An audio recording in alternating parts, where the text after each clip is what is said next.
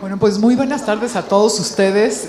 Muchas gracias a los organizadores de esta conferencia tan importante y donde al final todos terminamos reflexionando sobre muchos temas que nos tienen emproblemados en México, pero también con la esperanza de que sí se pueden resolver las cosas.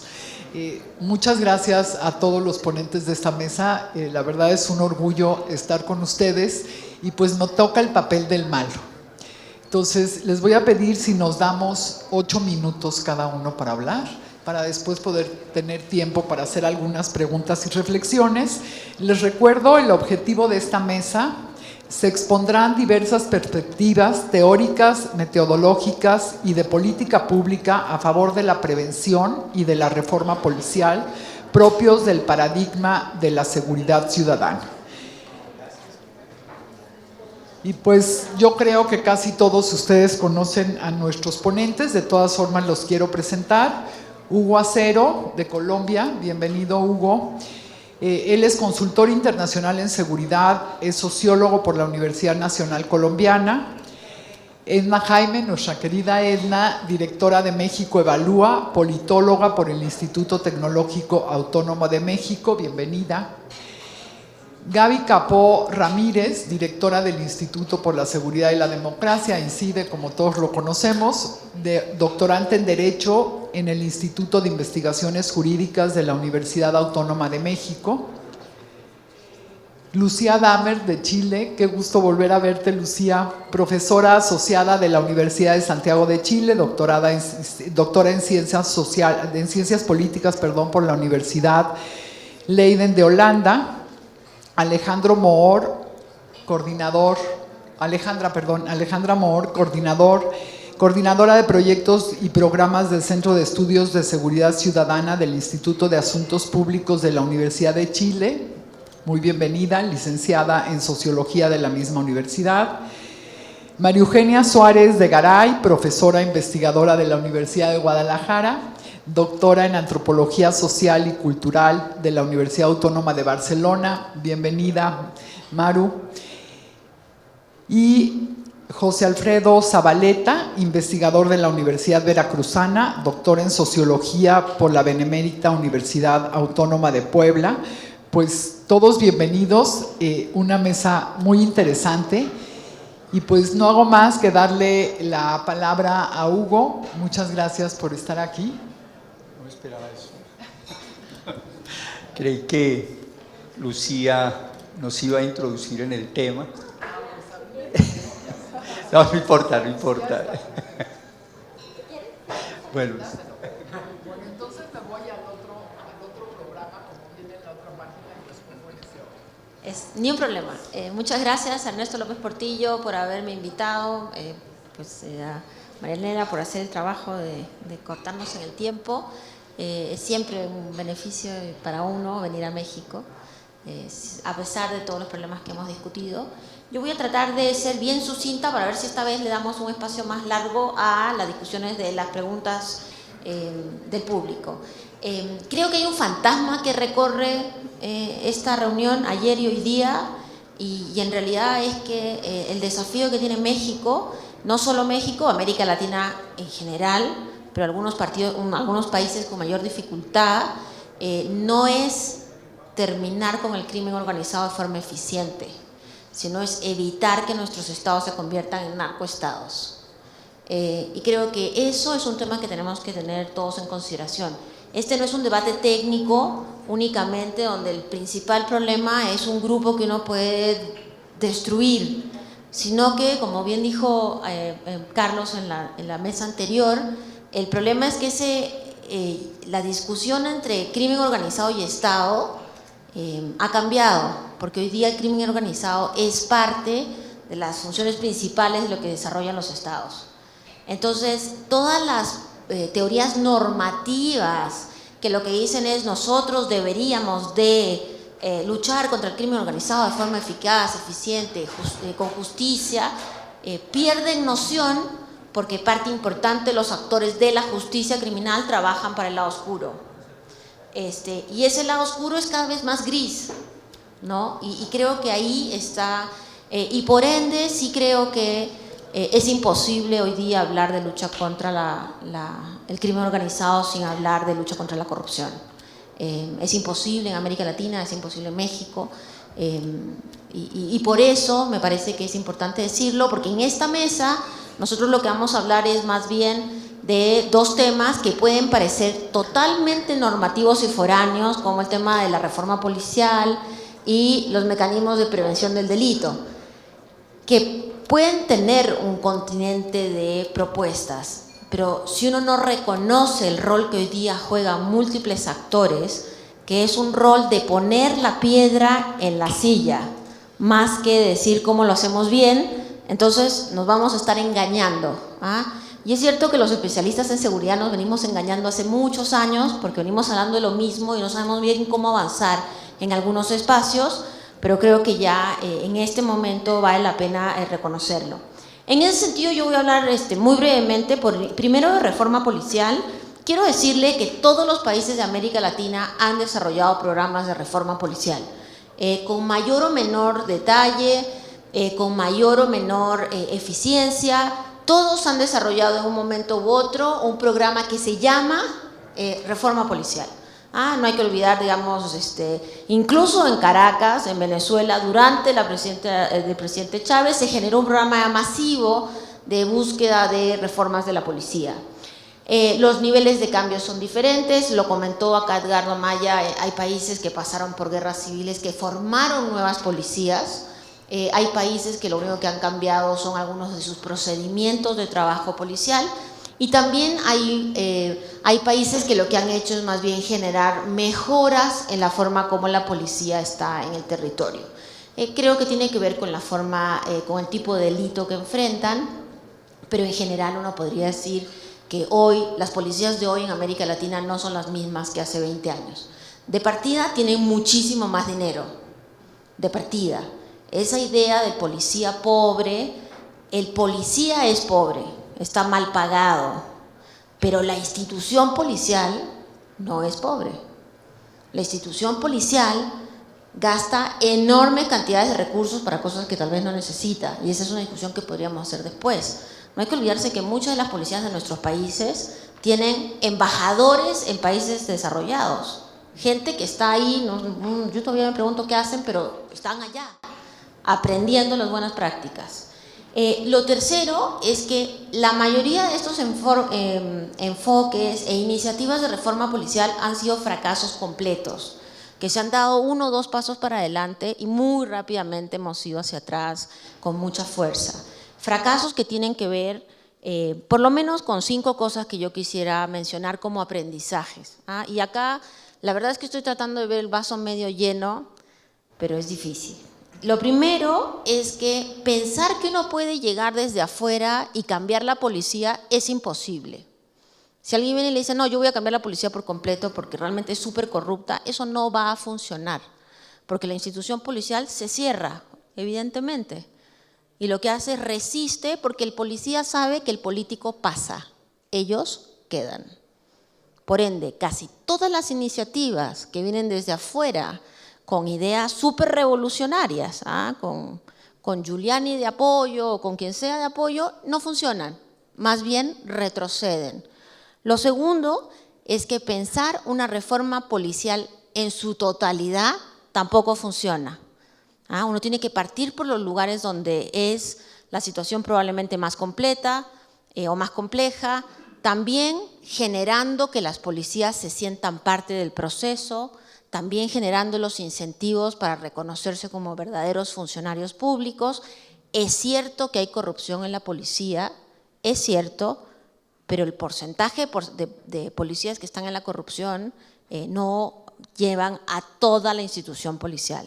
Entonces lo que hay que hacer también es ir ganando a aquellos funcionarios que por interés o por miedo al castigo se van vinculando con iniciativas de cambio institucional. Lo tercero es que sin voluntad política sostenida en el tiempo, las reformas no funcionan.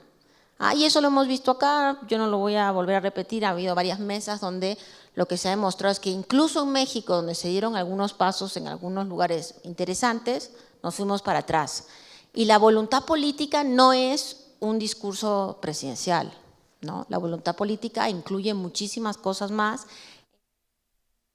¿Se acabó la hora? No.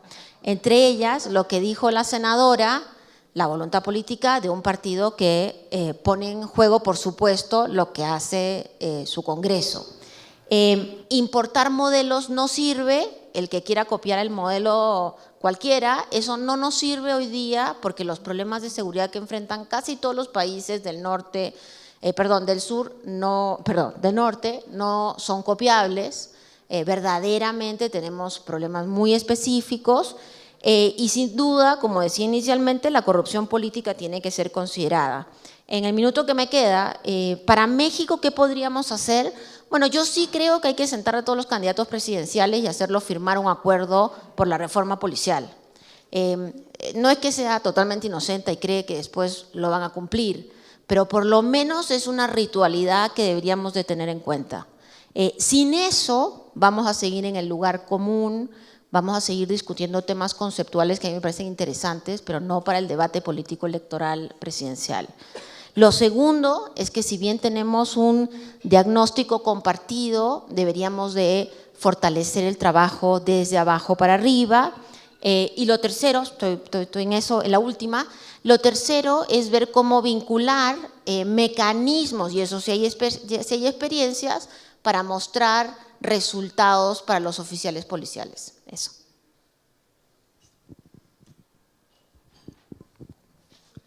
Bueno, primero gracias por la invitación que se me hizo. Cuando recibí la invitación pensé en dos cosas. Uno, mostrar programas o algunos proyectos que han mostrado resultados desde el punto de vista preventivo y un poco hablar sobre la reforma a la policía en Colombia.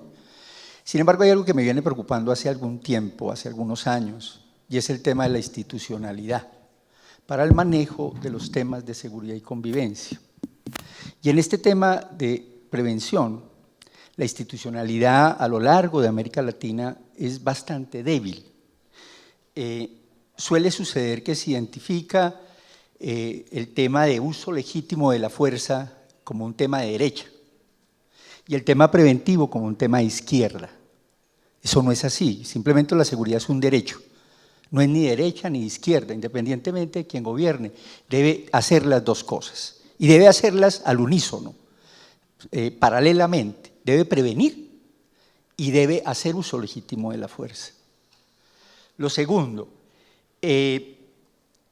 los presupuestos. Definitivamente, en todos los países son tremendamente bajos desde el punto de vista de los presupuestos destinados a temas de prevención e inclusive de justicia, podría uno llegar hasta ahí, y muy altos hacia lo otro. Y se da en parte porque las estructuras estatales no están completamente diseñadas. Cuando hablo de estructura institucional o estatal, hablo de esa estructura institucional que permite manejar el tema de manera integral. A veces el tema preventivo suele mezclarse con los temas de desarrollo social. O sea, yo estoy invirtiendo en lo social y casi que instrumentalizan la política social como parte de la seguridad, y ese es un error. O sea, invertimos en capital social porque es requerido, porque es importante, no porque haya violencia y delincuencia. Invertimos en educación, invertimos en salud, invertimos en desarrollo porque queremos mejor capital social, no porque haya problemas de violencia y delincuencia. El otro tema es la mayoría de programas, y eso lo ven muchos países de prevención, no quieren dialogar con la policía, como si la policía no fuera una institución preventiva prioritariamente. Y allí se dividen. Recuerdo un plan que presentamos a un presidente centroamericano desde Naciones Unidas y decía: me gusta el tema de fortalecimiento de la cárcel, me gusta mucho el fortalecimiento de la policía, me gusta mucho el fortalecimiento de la justicia, pero no sé qué hacer con ese tema social. Bueno, eso es que lo haga la Secretaría Social. No, eso es integral. Como le decíamos al presidente, no, este no es un carro que usted lo puede desbaratar, no se lo dijimos de esa manera, pero no es un carro que puede desbaratar, debe hacer las dos cosas. En general, En América Latina tenemos muy bajo capital humano y profesional para dirigir los temas de seguridad y convivencia desde el punto de vista profesional. En la mayoría de los países y ciudades donde existen secretarías, la gran mayoría son o es policías o es militares. Desafortunadamente, quienes sabemos estamos de consultores, y yo invito a los consultores que gobernemos. Sí, es muy fácil realmente recomendar a los gobiernos, y yo creo que regresé otra vez al Estado a trabajar con víctimas de la violencia en Colombia, pero tengo toda la intención y el deseo de regresar a manejar los temas de seguridad. Durante 9 años fui secretario de Seguridad de Bogotá, y creo que desde ahí realmente se puede hacer la diferencia, o sea, de tratar de nivelar eso que en los escritos, que en nuestras consultorías, que en nuestros informes hacemos. Si uno mira las estructuras, y se las quería presentar, no pasé la presentación, si uno mira las estructuras de las Secretarías de Seguridad, uno en México encuentra, en la Secretaría de Seguridad Pública, encuentra la Subsecretaría de Prevención, Vinculación y Derechos Humanos. Y dentro de las direcciones generales encuentra la Dirección General de Prevención del Delito. Sin embargo, hablando con algunos mexicanos, dicen, allí casi la desaparecen, y no solamente la desaparecen, sino que la dejaron sin recursos. O sea, son modas, a veces se convierten en modas, y debemos invertir en prevención, pero no hay resultados cerca. Entonces, mejor metamos otra vez, cuando la delincuencia se incrementa, metamos todo este recurso al tema más coercitivo. En Colombia no tenemos ni siquiera una Secretaría de Seguridad y Convivencia a nivel nacional. La policía está dentro del Ministerio de Defensa, actualmente estoy haciendo un trabajo para Función Pública y seguramente habría que crear un viceministerio o un ministerio, no creo que políticamente se vaya a desarrollar sobre estos temas, pero hay que avanzar institucionalmente en este tema. En Colombia los avances en política integral son municipales, no son nacionales. Los municipios y las ciudades grandes son los que han creado unas estructuras administrativas que recogen la integralidad, tanto prevención como uso legítimo de la fuerza desde el punto de vista de políticas integrales de seguridad y convivencia. El Ministerio de Seguridad de Costa Rica tiene básicamente una dirección de igualdad y equidad de género, pero no aparece claramente el tema de prevención. El Ministerio del Interior del Ecuador aparece una dirección de seguridad ciudadana muy abajo, seguramente, y no tuve la oportunidad de desagregarlo, allí hay algunos temas preventivos, pero es como un 8º nivel dentro de toda la estructura del Ministerio del Interior.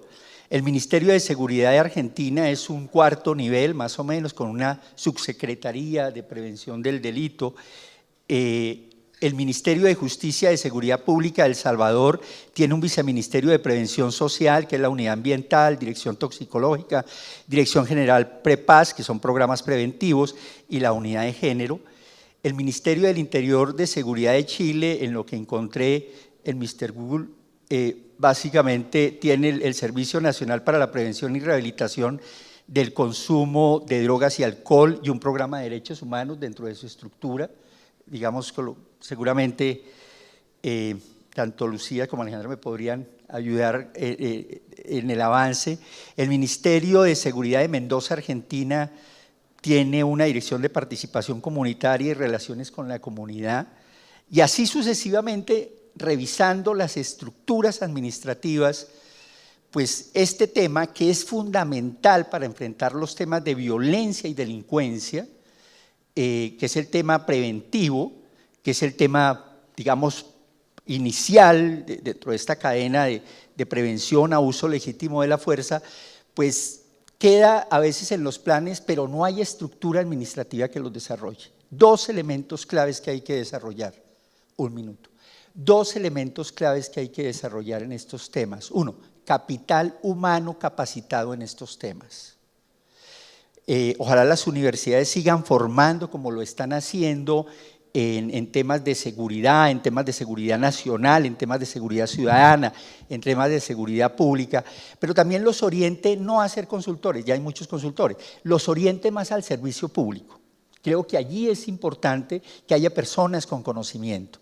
Y 2, estructura administrativa estatal en donde los temas aparezcan en su justa proporción. Y 3, presupuesto.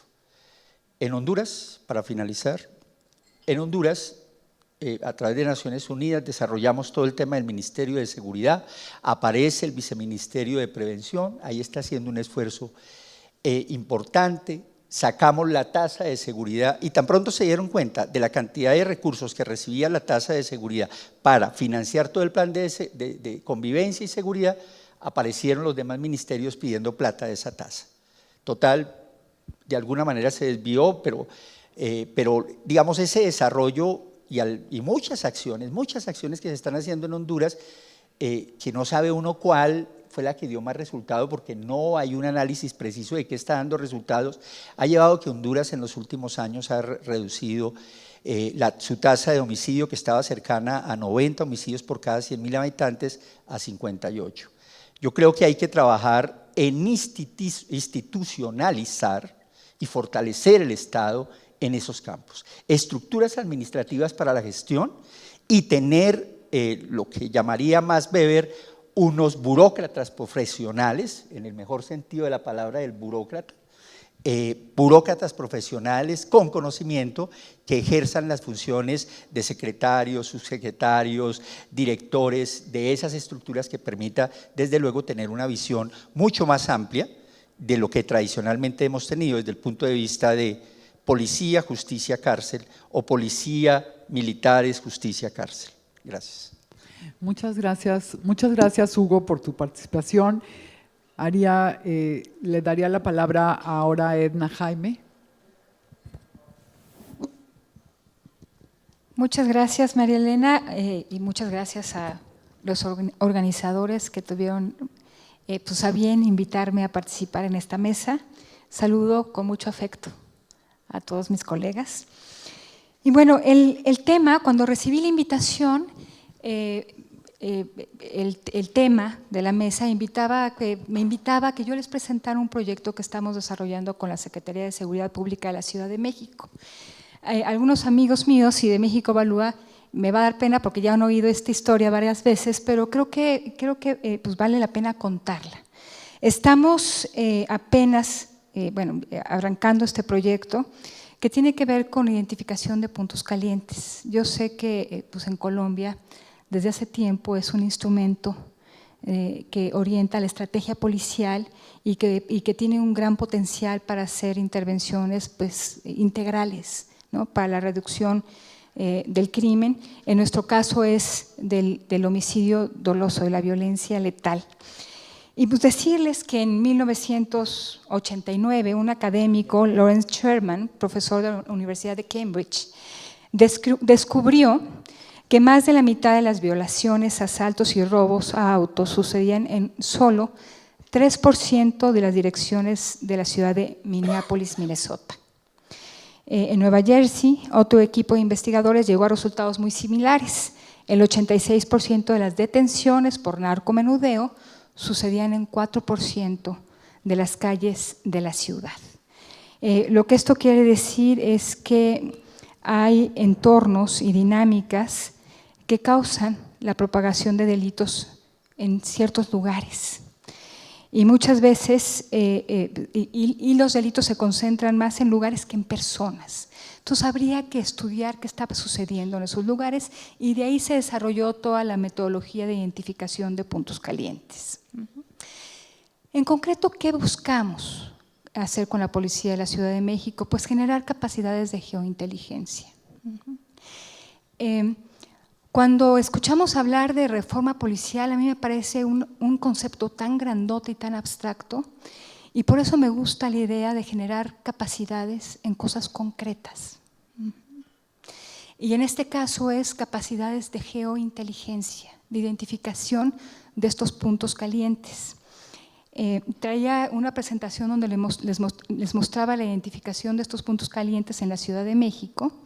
Hay algunos crónicos, otros coyunturales, pero también tenemos muchos puntos fríos, aquellos lugares que son pues, relativamente pacíficos, donde la ocurrencia de violencia letal es bastante excepcional. En el marco del proyecto que tenemos con la Secretaría de Seguridad Pública de la Ciudad de México, tenemos planteado el intercambio de información estratégica para desarrollar análisis innovador sobre la dinámica del homicidio. Y lo que queremos es generar estrategias de seguridad pública hechas a la medida para cada punto caliente y reducir efectivamente pues, la violencia letal en estos lugares. Algo que nos está quedando claro, estamos ahora en proceso, estamos trabajando la base de datos, entonces tenemos información sobre cada uno de los eventos. Y es clarísimo que las dinámicas son muy distintas. Un punto caliente, Tepito es el punto caliente en la Ciudad de México, es muy distinto a las dinámicas de otros puntos calientes. Entonces, realmente necesitamos trajes hechos a la medida. Y para eso necesitamos a policías capacitados en el análisis de geoespacial.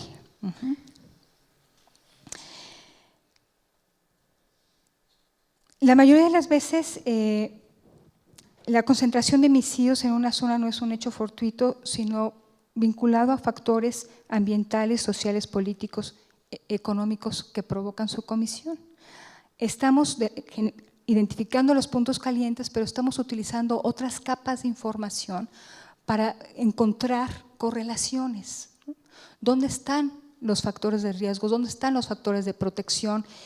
¿Dónde están los giros negros? Y si esto tiene vinculación con la comisión de delitos violentos o el entorno de una escuela es un factor de protección o no lo es. Entonces estamos en esta fase exploratoria, pero será muy importante empezar a identificar estos factores de riesgo y de protección para poder diseñar las estrategias hechas a la medida para cada uno de estos puntos calientes. ¿Cuáles son nuestros siguientes pasos? Pues el análisis geoespacial del delito, mediante el mapeo y estudio de puntos críticos, nos permite pensar en un nuevo enfoque criminológico y policial.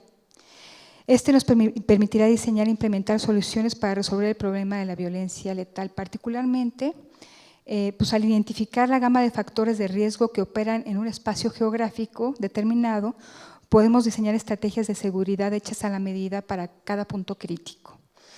Pero también con este tipo de trabajo se puede ganar en eficiencia, eficacia y efectividad. En un mundo de recursos limitados, el mapeo y análisis de puntos críticos permite identificar la zona donde se debería de implementar un operativo policial o llevar a cabo acciones de prevención del delito.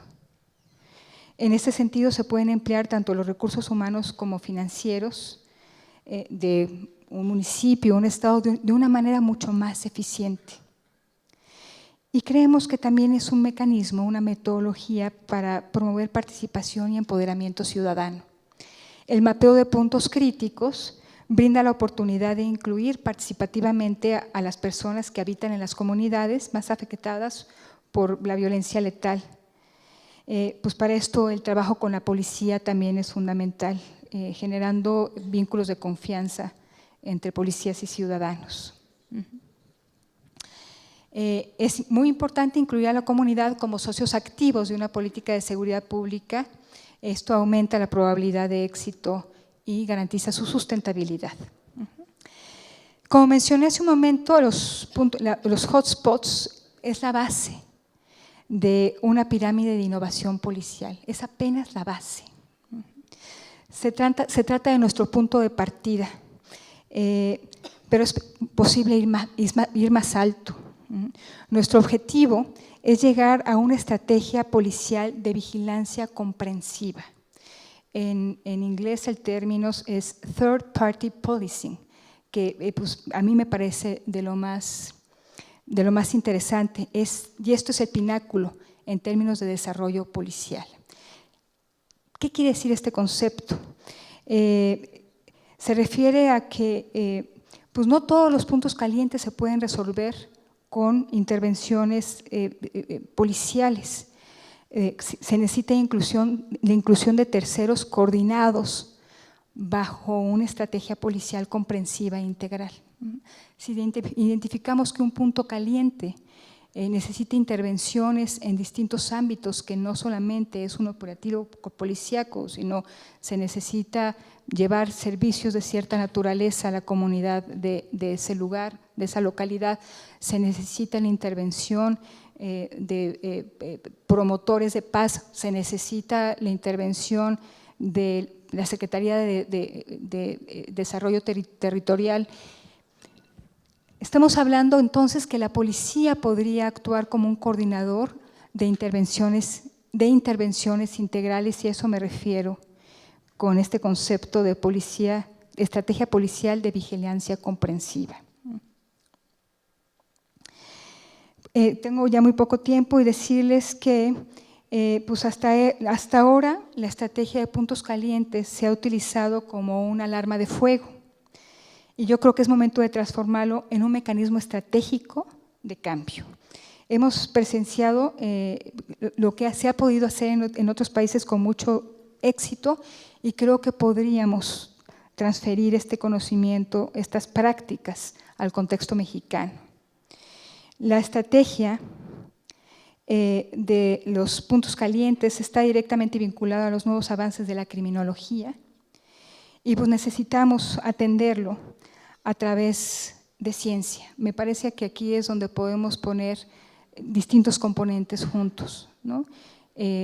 La evidencia y la ciencia al servicio de estrategias policiales, y las estrategias policiales en la medida que se vayan desarrollando como un eje articulador de intervenciones integrales.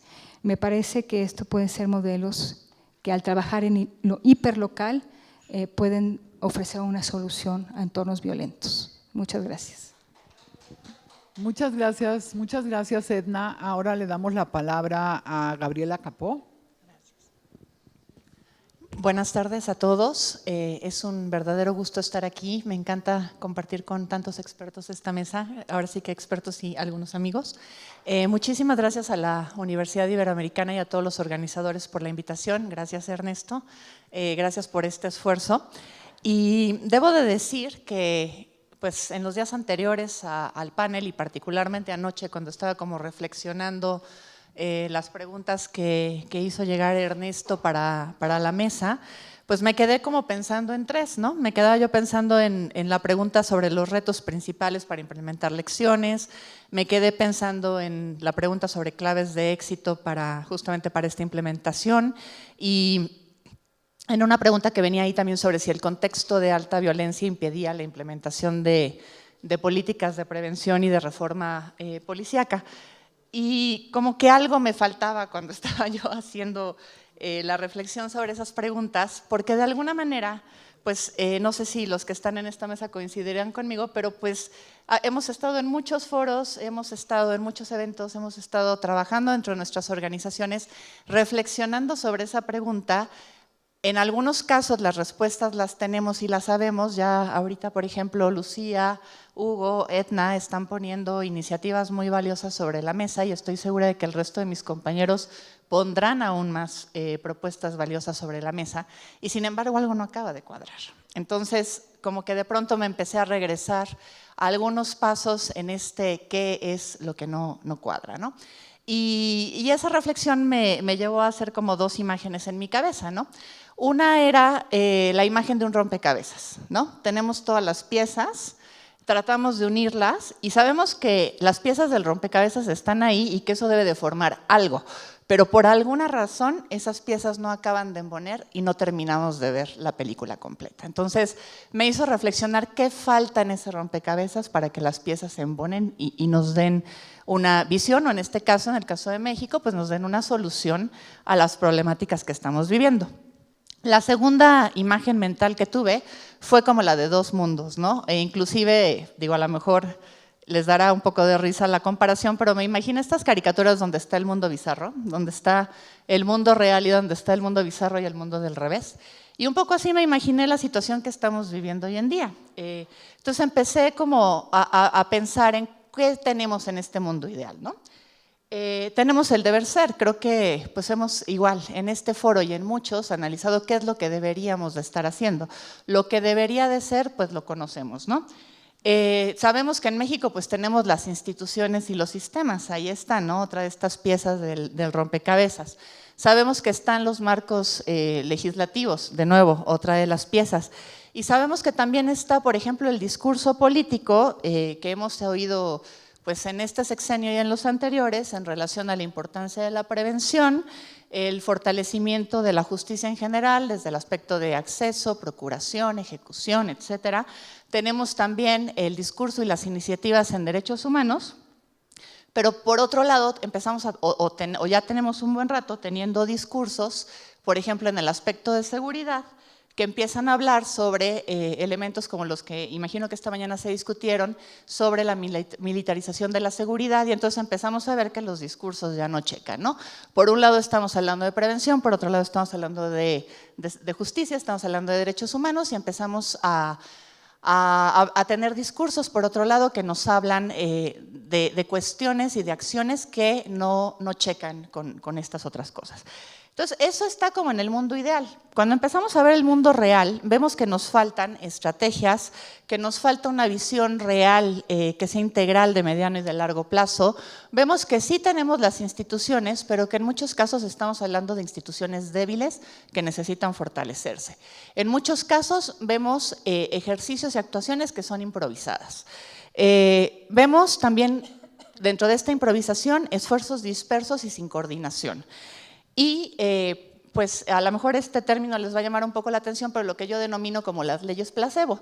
Tenemos un maravilloso marco jurídico que está ahí escrito y está, pues digamos que a nivel legislativo, etcétera, pero eso no quiere decir que pasen algunas leyes de ser más allá de una pildorita de azúcar o de una aspirina que nos va a resolver el problema, pero parcialmente. Nos va a quitar el dolor de cabeza, pero pues no nos va a quitar la enfermedad real, ¿no? Entonces sí tenemos un marco legislativo, pero en algunos casos pues está compuesto de leyes placebos. Estamos curando los síntomas, no la enfermedad, y pues también dentro de este comparar y contrastar los discursos, pues también tenemos en algunos casos mucho discurso, pero muy pocas acciones, y también pues en algunos casos, pensando en el tema de esta mesa de la prevención, pues acciones sin recursos, ¿no? Entonces tenemos discurso, pero no necesariamente las acciones o los recursos para llevar a cabo las acciones.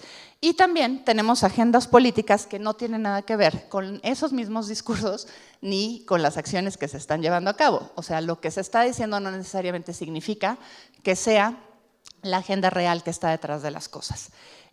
Ayer, por ejemplo, que estuve siguiendo un poco el evento, pues Mario Patrón hablaba del incremento de quejas a violaciones de derechos humanos por parte de militares, y ahí es donde empezamos a ver que los discursos pues no necesariamente checan con estas agendas políticas. Y pues tenemos la epidemia de homicidios y violencia, de la que ya habló ahorita Edna, ¿no?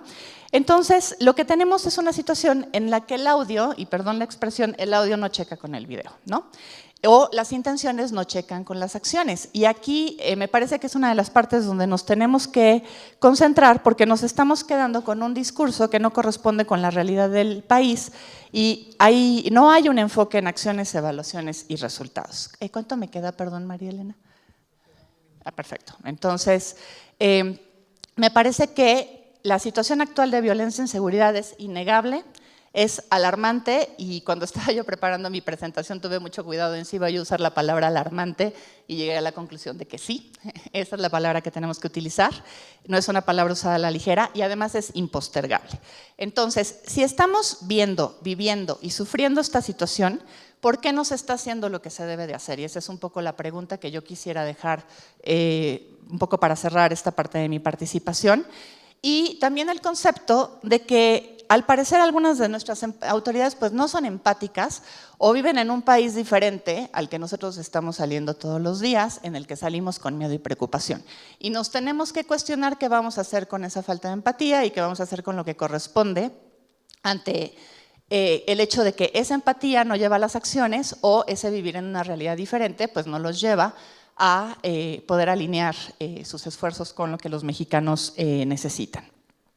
Y aquí, pues ya con lo que cerraría yo mi participación, es que me parece que la pregunta no es ¿qué hacemos? Porque como dijimos, pues ha habido muchísimos expertos que nos han dicho, o que desde diferentes instituciones hemos viniendo a decir qué es lo que se tiene que hacer, sino cuándo lo hacemos o cuándo lo van a hacer nuestras autoridades y por qué nos está atacando el problema de frente, ¿no?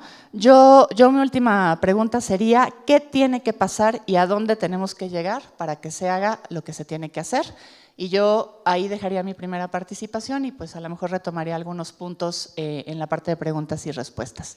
Gracias. Te agradezco mucho, Gaby. Ahora le pasamos el micrófono a Alejandra Amor. Bueno, muchas gracias también por la invitación. Siempre es un gusto volver a México. Las preguntas de la mesa eran bastantes, así que voy a tratar de tomar varias de ellas de manera desordenada, planteando una especie de esquema. El liderazgo es un tema clave, no solo en materia de seguridad, ya sea en reforma policial o en prevención. Sin liderazgo, cualquier proceso que se lleve adelante va a quedar trunco en algún momento. Un liderazgo, por cierto, civil. Incluso si hablamos en materia de reforma policial, con la policía sin duda, pero el liderazgo es civil, el liderazgo es del Ejecutivo, a nivel central del gobierno y hasta los niveles locales. Un segundo elemento tiene que ver con la integralidad. Cualquier acción, por muy buena que sea, aislada, no tiene ni va a tener resultados que permanezcan en el tiempo positivos ni negativos. No va a tener resultados permanentes. Se requiere abordar los problemas de manera integral, situaciones, problemas más bien. ¿Y cómo podemos abordar estos problemas de manera integral si no los conocemos? Entonces, un tercer elemento es llegar a conocer esos problemas. Se habló ayer largamente acerca del uso de la información, la falta de datos, pero no se trata solo de datos numéricos.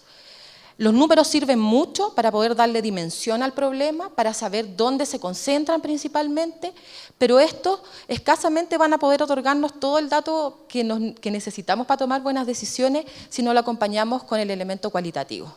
Es decir, cuáles son esas cualidades de estos fenómenos que estamos pretendiendo conocer para lograr abordarlo. Y esto, nuevamente, no solo desde el gran plano nacional, sino que también a los diferentes niveles de la administración, hasta ya no solo la administración municipal, sino que también los barrios, muy en la línea de lo que planteaba Edna sobre los puntos calientes. Y para poder conocer qué es lo que pasa, también tenemos que conocer sobre las alternativas de qué hacemos. Y tal vez al respecto, tal como señala Gabriela, es donde hay más sabido, más escrito, yo creo que son centenares, miles de páginas a las que podemos recurrir, no vamos a volver sobre ellas. Sobre todo cuando pensamos a nivel de lo local, rescatar el valor de la comunidad. Como se dijo esta mañana en una insinuación, estos que han sido permanentes objetos de políticas, pero rara vez sujetos realmente. ¿Cómo redotamos de valor a esa comunidad sobre la que pretendemos intervenir? Sea cual sea esta. Y esto significa no solo, y aquí voy a referirme en particular a la comunidad, pero en general respecto del generar diagnósticos, estamos bien claros en lo que nos falta, en lo que hemos hecho mal, en cuáles son nuestros problemas, pero rara vez ponemos atención en qué es lo que nos sirve, cuáles son las capacidades que están instaladas en los territorios, cuáles son esas potencialidades de las comunidades, pero no solo de las comunidades, sino que también incluso de nuestras propias instituciones policiales. Por muy mala que sea una institución, algo de bueno a tener. Y eso hay que verlo, hay que rescatarlo y hay que potenciarlo. Recientemente hemos entregado a la Subsecretaría de Prevención del Delito del Ministerio del Interior y Seguridad Pública de Chile una asesoría metodológica respecto del diseño de una política transversal en materia de prevención. Y esta planteaba como un cambio de paradigma, que no lo hemos inventado nosotros, por cierto, pasar del foco de privilegiar la mirada de los factores de riesgo a una de privilegiar una mirada de factores protectores. Es decir, cambiar de un discurso de privilegiar lo negativo a privilegiar lo positivo. Cómo potenciamos esas habilidades y competencias que están instaladas, como digo, no solo en la comunidad, sino también en las instituciones. Instituciones que, por cierto, tienen que ser parte necesaria de este proceso de conocer, para poder identificar cuáles son los problemas que tienen estas instituciones, y entre ellas la policial, aunque no solo ella. Tenemos que hacer que este diagnóstico numérico, cuantitativo y cualitativo también las aborde a ellas. Y allí es cuando, y me meto así de pasadita en el tema de las reformas policiales, es que efectivamente en América Latina considero que han habido esfuerzos más o menos importantes, significativos, comprometidos y otros más bien cosméticos en generar algún esfuerzo modernizador o desmilitarizador o democratizador o más bien todas las anteriores, de las policías, pero creo que no hemos estado frente a procesos de reforma que comiencen por mirar la institución en su conjunto y decir, esta es mi institución. ¿Quiénes son los que postulan? ¿Cuáles son sus expectativas? ¿Por qué ingresan a la policía? ¿Cómo es el proceso de selección? Una vez que los selecciono, ¿cuál es el proceso de formación inicial, el proceso de formación continua? ¿Cómo ellos están teniendo expectativas de avanzar en una carrera policial? ¿Esta carrera policial es por mérito? Es decir, ¿cuál es la policía integralmente como institución? Hecho eso, vamos a poder identificar cuáles son sus puntos débiles y cuáles son sus puntos fuertes, qué es lo que tenemos que eliminar y qué es lo que tenemos que potenciar, qué va a ser lo prioritario y qué va a ser lo secundario. Pero todo esto dentro de un proceso que tiene un momento de inicio y un momento de término programado, que tiene metas. Y esto también es aplicable a cualquiera de las otras tomas de decisiones que tiene que ver incluso con la prevención y más allá del control también con el acceso a los sistemas de justicia. Entonces decíamos que para que esta integralidad de las acciones ocurran, tenemos que conocer desde toda esta amplitud y nos va a llevar, una vez que tengamos todos estos elementos sobre la mesa, a una necesidad de articular esfuerzos. ¿Qué es lo que he sentido? Y lo hemos comentado con los colegas. Cada uno el agua para su molino. La policía quiere más presupuesto para la policía, fiscales quieren más presupuesto para los fiscales, pero pocas veces nos sentamos a pensar cuáles son las necesidades efectivas del país, cuáles son las necesidades efectivas del municipio, del barrio, y cómo yo puedo renunciar a un poco de presupuesto, y lo estoy poniendo en unos términos que nadie me va a creer, Eso no sucede en Chile. en ninguna parte. Pero ¿cuál es el llamado? Es a la articulación. Porque si no, ¿qué es lo que vemos? Que se duplican esfuerzos. Hoy día podemos tener 2, 3, 4 instituciones interviniendo sobre una misma población, sobre un mismo grupo objetivo, y no saben que están interviniendo simultáneamente, ya sea desde el control, desde la prevención, y entonces la capacidad de actuar en conjunto queda perdida. ¿Verdad que eran 8? Solo quiero terminar diciendo que si hablamos de articulación estamos hablando de diversos sectores que están necesariamente llamados a participar de estos procesos. Y estos sectores no están solo dentro del poder estatal, sino que también están fuera de él. Y eso implica que, ahí yo creo pastelero a tus pasteles. Los que sabemos trabajar desde la academia, mejor quedémonos ahí el tiempo que podamos, pero siempre en una estrecha relación con estas instituciones que requieren de nuestro trabajo conjunto. Está archidemostrado, y Sherman es uno de los que lo plantea muchísimo, que aquellas policías que son capaces de trabajar con la academia llevan adelante mejores procesos y diseñan mejores estrategias. Y pensar también en esta línea, cómo desde el ámbito de la educación estamos pensando todos estos problemas que hoy día identificamos. Si decimos que los fiscales tienen falta de capacidades, ¿qué están haciendo las escuelas de derecho para formar mejores abogados y que eventualmente hay un área de especialización? Y cumplí mi tiempo, creo. Muchas gracias. Te lo agradezco mucho. Ahora le damos la palabra, por lo que aquí dice, a José Alfredo Zabaleta. Agradezco a los organizadores la invitación para este panel. Me honra compartirlo con expertos como los que acabamos de escuchar. En una perspectiva regional, y enfatizo, regional porque desde las regiones se vive y se piensa de manera distinta la violencia y al Estado mexicano, es importante la recuperación reflexiva de buenas prácticas de reforma policial, de implementación de programas de prevención del delito de otros países, pero sobre todo es importante hacer un balance de las reformas policiales realmente existentes y de la implementación realmente existente de los programas de prevención de la violencia en nuestras regiones, que por cierto son muy diversas, heterogéneas y que nos interpelan al diseño de una estrategia nacional no única, sino diferenciada según las dinámicas regionales de la violencia y la presencia realmente existente del Estado mexicano en estas. Es probable que aún no hayamos cerrado el ciclo de aprendizaje reciente en nuestro país de desarrollo de capacidades institucionales y de mecanismos y programas de prevención de la violencia.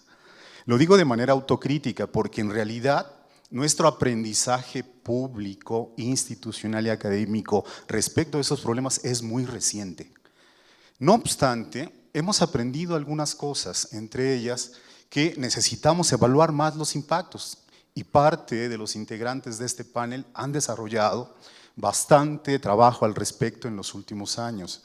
Hemos aprendido en que tenemos que trabajar más en la conformación de equipos de implementadores eficientes de las reformas policiales y de los programas de prevención. Hemos aprendido que en entornos de violencia diferenciada como los que vivimos florecen los procesos de corrupción administrativa e institucional que bloquean no solo las reformas policiales o la implementación de los programas de prevención, sino también la reforma de la justicia penal, que es otro de los procesos de modernización que hemos acometido en los últimos años. Pero el aprendizaje mayor que hemos obtenido de este ciclo o esta curva de aprendizaje ha sido que no debemos separar control, prevención e inclusión, y lo digo de esa forma, consciente de lo que acaba de decir Hugo Acero, de que tampoco hay que confundir, en este caso, prevención con política social. Desde las regiones, un equipo de la Universidad Veracruzana, en diálogo con otros académicos, nos hemos interrogado qué hacer desde las regiones de Veracruz, mientras baja la intensidad de la politización del debate en torno a la seguridad en el Congreso Federal. ¿Qué podemos hacer mientras es posible articular una agenda nacional, ciudadana, pública, que por ahora es mínima, dispersa, inacabada, poco pragmática, porque habla al mismo tiempo de legalizar las drogas, no pactar con los delincuentes, retirar a los militares de las calles, etc. ¿Cómo pensamos estratégicamente digamos, un plan que nos permita combinar de manera regional estos tres componentes que son parte de nuestro aprendizaje de estos temas? En estas circunstancias, permítanme compartirles lo que nosotros venimos haciendo a partir de una serie de trabajos empíricos, de diagnósticos, programas de prevención de la violencia local y algunos encargos sobre estudios muy particulares, tales como acerca de los saqueos de tiendas de conveniencia que se produjeron en Veracruz y en otras partes del país, una situación límite que se registró en nuestro país a principios de este año. Pero antes de presentar los ejes o los elementos básicos del modelo que nosotros podríamos ofrecer como, digamos, una alternativa regional, según nuestras dinámicas regionales de violencia y tal como el Estado mexicano existe en Veracruz, quisiera señalar al respecto que hicimos un balance de los bancos de buenas prácticas, tanto de reforma policial como de prevención de la violencia y el delito, y encontramos particularmente tres experiencias internacionales que nos parecen que nos dotan de elementos, no en el sentido de aplicarlas como modelos, sino de recuperar reflexivamente algunos elementos de ella que nos permitan transferir y localizar regionalmente esas buenas prácticas en zonas metropolitanas, en municipios rurales, semiurbanos y urbanos de Veracruz. Me refiero a tres experiencias. La primera de ellas, la policía de proximidad de la aglomeración de Grenoble, que se gestionó por un gobierno socialista a nivel nacional, pero por gobiernos socialistas en 13 comunas de Grenoble, en 1998 y 2012, perdón, 1998 y 2002. La estrategia de intervención del gobierno federal en Ciudad Juárez del 2010 al 2012 y la experiencia del Observatorio de Seguridad Humana de Medellín en Colombia, que comenzó a desarrollarse en el 2008 y que continuó hasta la fecha, intentando vincular los problemas del control, la prevención y particularmente la inclusión mediante el desarrollo de la perspectiva que ellos denominan la seguridad humana desde abajo. En estas circunstancias hay algunos elementos que nosotros hemos identificado de los diagnósticos realizados. En principio, que la violencia no va a desaparecer, que se acumula, que puede reducirse en ciertos ciclos a partir de ciertas intervenciones focalizadas, no en los polígonos amplios de los que hemos referido, sino en ciertas trayectorias de inflexión de ciertos grupos vulnerables y excluidos que evidentemente residen en ciertas zonas de las ciudades, fronteras intermunicipales, conurbaciones o evidentemente en algunos barrios o calles de zonas metropolitanas. Que los ritmos de las alternancias locales hacen imposible la continuidad de las políticas, porque lo que vemos a nivel nacional como una tragedia de la no sustentabilidad de nuestras políticas de reforma policial y de prevención a nivel local, en realidad es algo muy, muy complicado. Tenemos que aceptar que el ejército está allí y no se va a ir en muchos años en este país. Ese es un dato que está determinado no por la decisión del ejército, no por la clase política, sino por un conjunto de actores, tanto nacionales como internacionales, particularmente en nuestro país por los empresarios, por los comerciantes, por sectores de clase media e incluso por sectores populares. El problema, como hemos dicho en estas mesas, no es que el ejército esté allí, sino si está dispuesto a rendir cuentas respecto de los derechos humanos. Entonces, ¿qué hacemos con la presencia del ejército? Lo que yo pienso es que hay que avanzar en la reglamentación como lo hemos discutido, pero fundamentalmente aceptar en contra de quienes no quieren que se vaya de algunas regiones, que ese ejército tiene que rotar, porque tampoco tiene la capacidad para estar simultáneamente en todas las regiones del país. Ahora, a reserva de que se me acabe el tiempo, voy a enunciar, si me permiten brevemente, los ejes de estas tres experiencias a las que me refería, que creo que son muy útiles para pensar regionalmente qué hacer.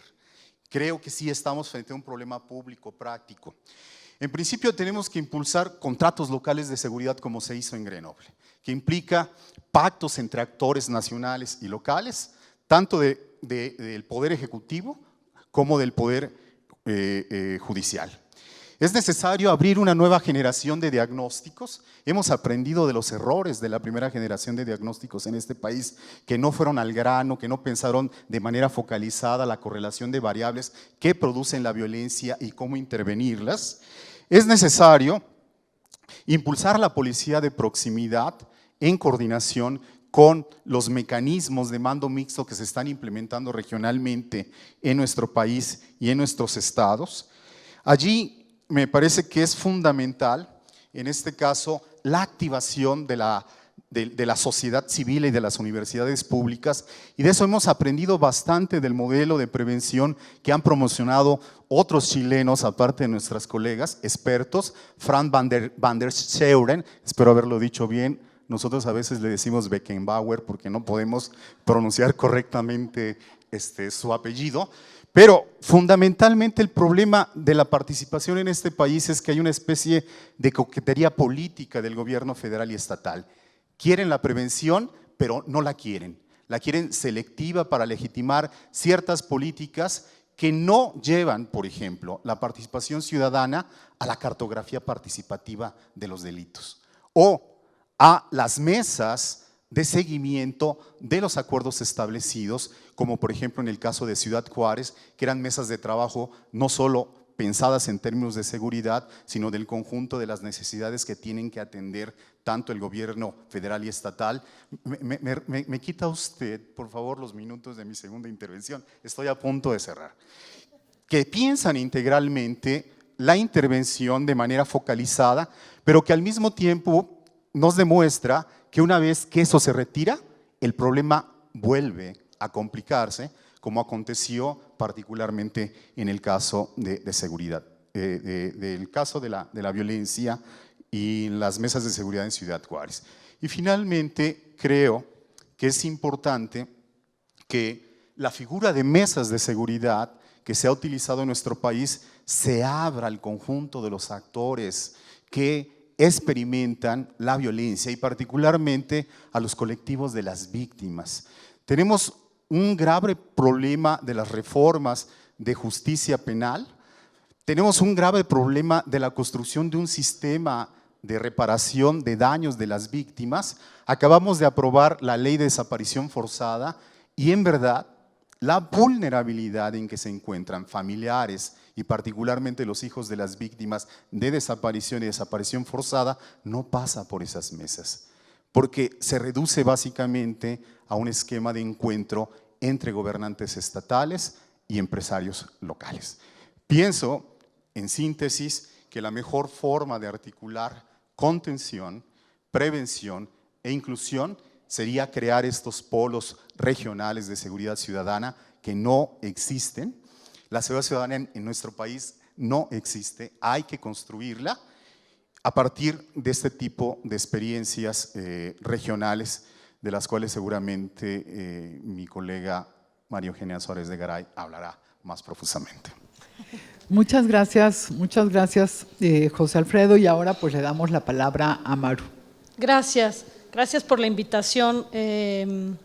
Yo coincido con Alfredo en que efectivamente el paradigma, la visión de seguridad ciudadana en México es y ha sido fundamentalmente un recurso retórico para la clase política. Lamentablemente esto ha tenido serias repercusiones, no solamente en la ausencia de marcos normativos y jurídicos que la introduzcan en nuestra propia manera de entender la seguridad y de trabajar justamente por ese derecho como condición también de accesibilidad a otros derechos. Y esto pues también ha repercutido enormemente en materia de prevención de la violencia, el delito y la delincuencia en México. Quizás las únicas dos referencias que existen en términos de marcos normativos y jurídicos, las dos referencias donde aparece esta visión, este paradigma de la seguridad ciudadana, uno es los lineamientos de política pública para la prevención de la violencia y la delincuencia que fueron aprobados por el Consejo Nacional de Seguridad en 2011 y que lamentablemente prácticamente nadie conoce. O sea, eso ya es una evidencia muy significativa de esto que ya mencionaba Alfredo también, de que nosotros somos principiantes casi, estamos en una etapa todavía muy de principio en torno a esta manera o esta visión distinta de la seguridad, es decir, todavía seguimos discutiendo si es un derecho o no es un derecho, por ejemplo, ¿no? Y el otro gran, digamos, la otra referencia que aparece sobre seguridad ciudadana la encontramos en el Programa Nacional de Prevención Social de la Violencia y la Delincuencia, donde algunas de las consultoras y consultores que participamos, pues nos tocó justamente darles una fundamentación y fuimos nosotros quienes introdujimos justamente esta visión para darle soporte a la primera política preventiva que existe en este país y que los legisladores decidieron que para su cumplimiento, bueno, generar un subsidio que cancelaron el año pasado después de 4 años porque creyeron que al no brindar resultados inmediatos no tenía sentido seguir dándole dinero a este fondo y por supuesto no dejaron, digamos, en el olvido o está en el olvido una ley, un programa, perdón, que todavía está vigente y que prácticamente está olvidado también. Y yo quiero hacer hago este apunte porque me parece que nuestro déficit jurídico es muy importante. Nuestro déficit jurídico y normativo es muy importante de resarcirlo y de llevarlo también a un plano estatal y municipal. Hoy por hoy en México quizás habrá una o dos entidades federativas que se hayan aventurado a formular un programa estatal de prevención. Yo conozco solo uno y porque me tocó participar en su elaboración y que hoy está siendo usado para que otros estados también tengan su propia política estatal de prevención, por supuesto alineado al marco federal, pero tratando de hacer una tropicalización de acuerdo también a las distintas problemáticas que están enfrentando. Yo creo fervientemente, junto con otra colega que ya estuvo ayer aquí, con quien trabajamos muy de cerca, que es Santia Mendoza de la importancia de introducir en estas políticas un enfoque diferenciado.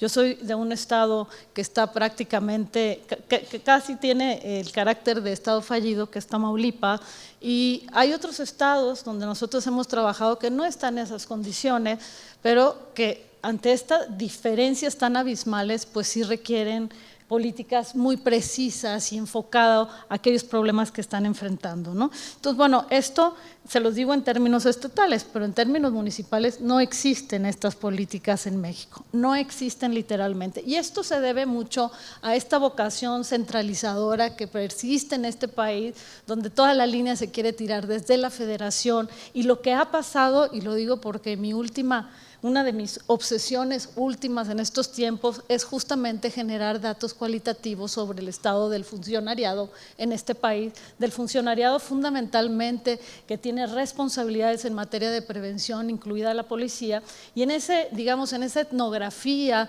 del funcionariado en México, uno se da cuenta con mucha claridad de cómo toda esta política centralizadora le abre paso y le ha abierto paso de manera muy contundente a la impunidad, a la opacidad, a la corrupción y sobre todo ha colocado en el orden de sus prioridades en último lugar a la ciudadanía y particularmente aquellas poblaciones que se dice, ¿sí?, son objetivo de esta política. Y esto es muy significativo porque cuando uno empieza a ver el conjunto de acciones preventivas que fueron subsidiadas con el fondo de PRONAPRED, empieza a darse cuenta que ni los procesos de selección de estas comunidades ni de estos individuos fundamentalmente jóvenes pasa por una clara definición de qué estamos entendiendo por poblaciones en riesgo. Y entonces pues elegimos a los que van pasando por la calle, oye, ¿quieres participar? Si les ponen un cartel y quieren participar. Y ha habido un desdén tremendo, porque también son acciones que no subsisten a los 4 meses. Y entonces son acciones que tienen fondos o han tenido fondos, pero que no están pensados en una lógica de acciones eficientes, efectivas, con equidad, ¿sí?, y sostenibles en el tiempo. ¿Por qué? Porque el Estado mexicano, y yo siempre lo digo, ha tenido una vocación de asfixia. Asfixia todo lo que pretende crear, ¿sí? Y por otro lado, son instituciones, las instituciones del Estado mexicano son instituciones voraces, se comen el alma de sus funcionarios y funcionarias. ¿Y qué quiero decir con eso? Cuando uno se mete a trabajar con el funcionariado no sabe por qué está donde está, ni qué tiene que hacer respecto a estas nuevas políticas que se cree que por decreto cambiarán las maneras de hacer institución y de hacer un trabajo para el que no han sido formadas y formados.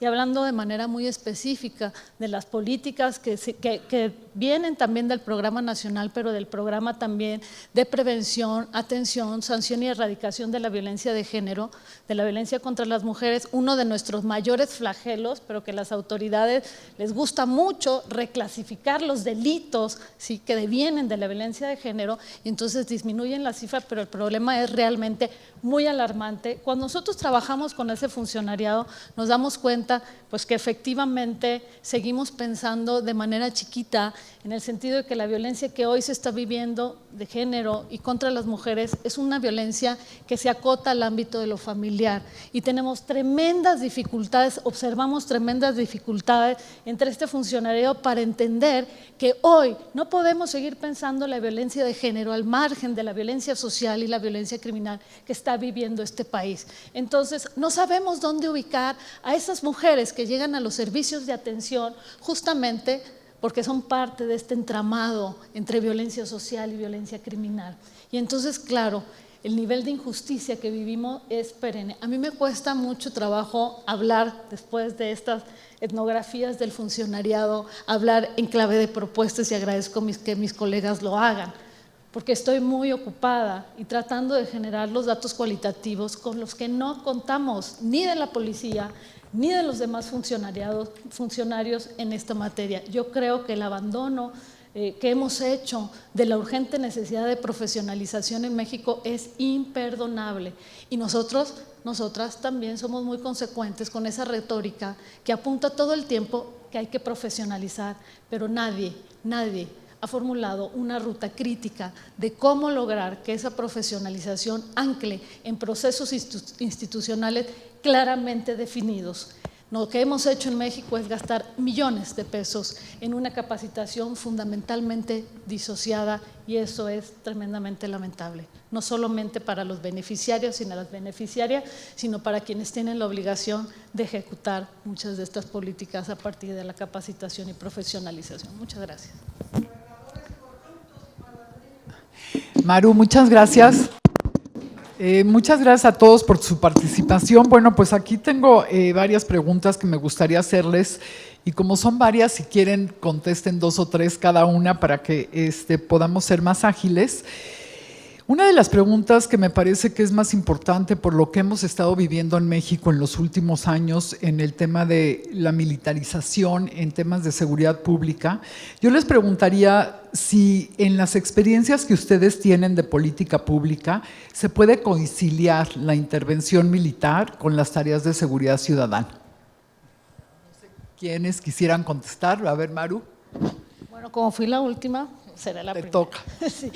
Bueno, yo diría así a grandes rasgos que no dudo que se pueda conciliar. Yo no dudo que eso pueda ser posible. Lo que sí creo es que la institucionalidad vigente en México hace muy complejo que estas políticas, ¿no?, la militarización, la seguridad ciudadana, la prevención, realmente coincidan. La institucionalidad en México es muy débil para acoger muchos de estos cambios que pasan por el orden de un cambio cultural, de un cambio de mentalidades al que estamos muy cerrados porque el pánico ha sido algo y el miedo ha sido algo que ha paralizado socialmente a las comunidades, en muchos casos, a las comunidades, a las organizaciones de la sociedad civil, cada vez en muchos sentidos, y lo digo con mucho respeto, a la radicalización de un discurso confrontativo que hace muy difícil que construyamos justamente la posibilidad de encontrar esos espacios de coincidencia de la presencia, la militarización en contextos, por ejemplo, como Tamaulipas, donde francamente es muy importante, ¿sí?, porque aquello está muy mal, ¿sí?, y donde paulatinamente también, por ejemplo, pensando en el caso de la policía, ha llevado a que las policías municipales desaparezcan. Yo soy de una ciudad de Tamaulipas donde no hay policía municipal.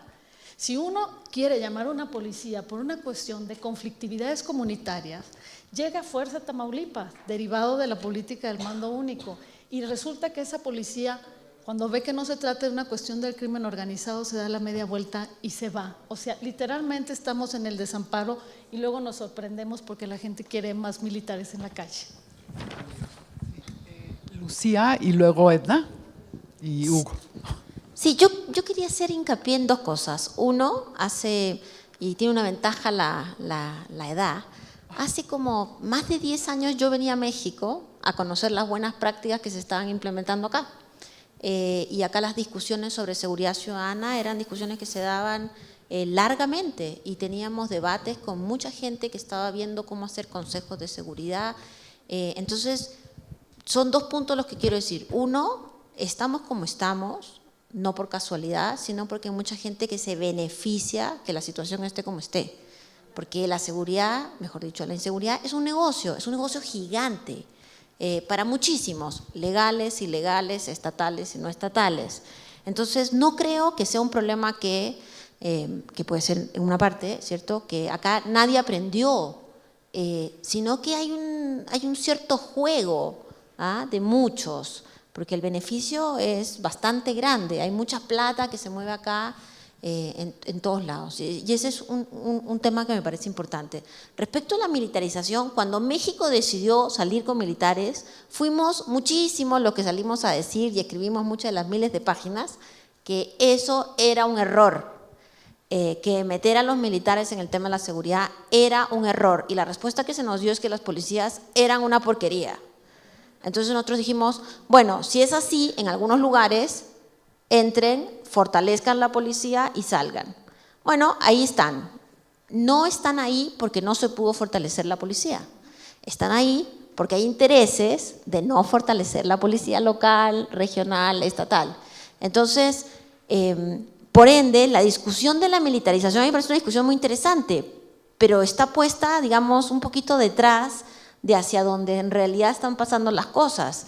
En el fondo, yo creo que no hay ninguna experiencia donde tú puedas decir que es bueno tener militares patrullando la calle o haciendo prevención del delito, pero si no hay ni un interés de tener una verdadera policía de prevención o una verdadera policía investigativa, porque que no se resuelvan los delitos beneficia a mucha gente, entonces vamos a seguir con los militares en la calle, con ley o sin ley.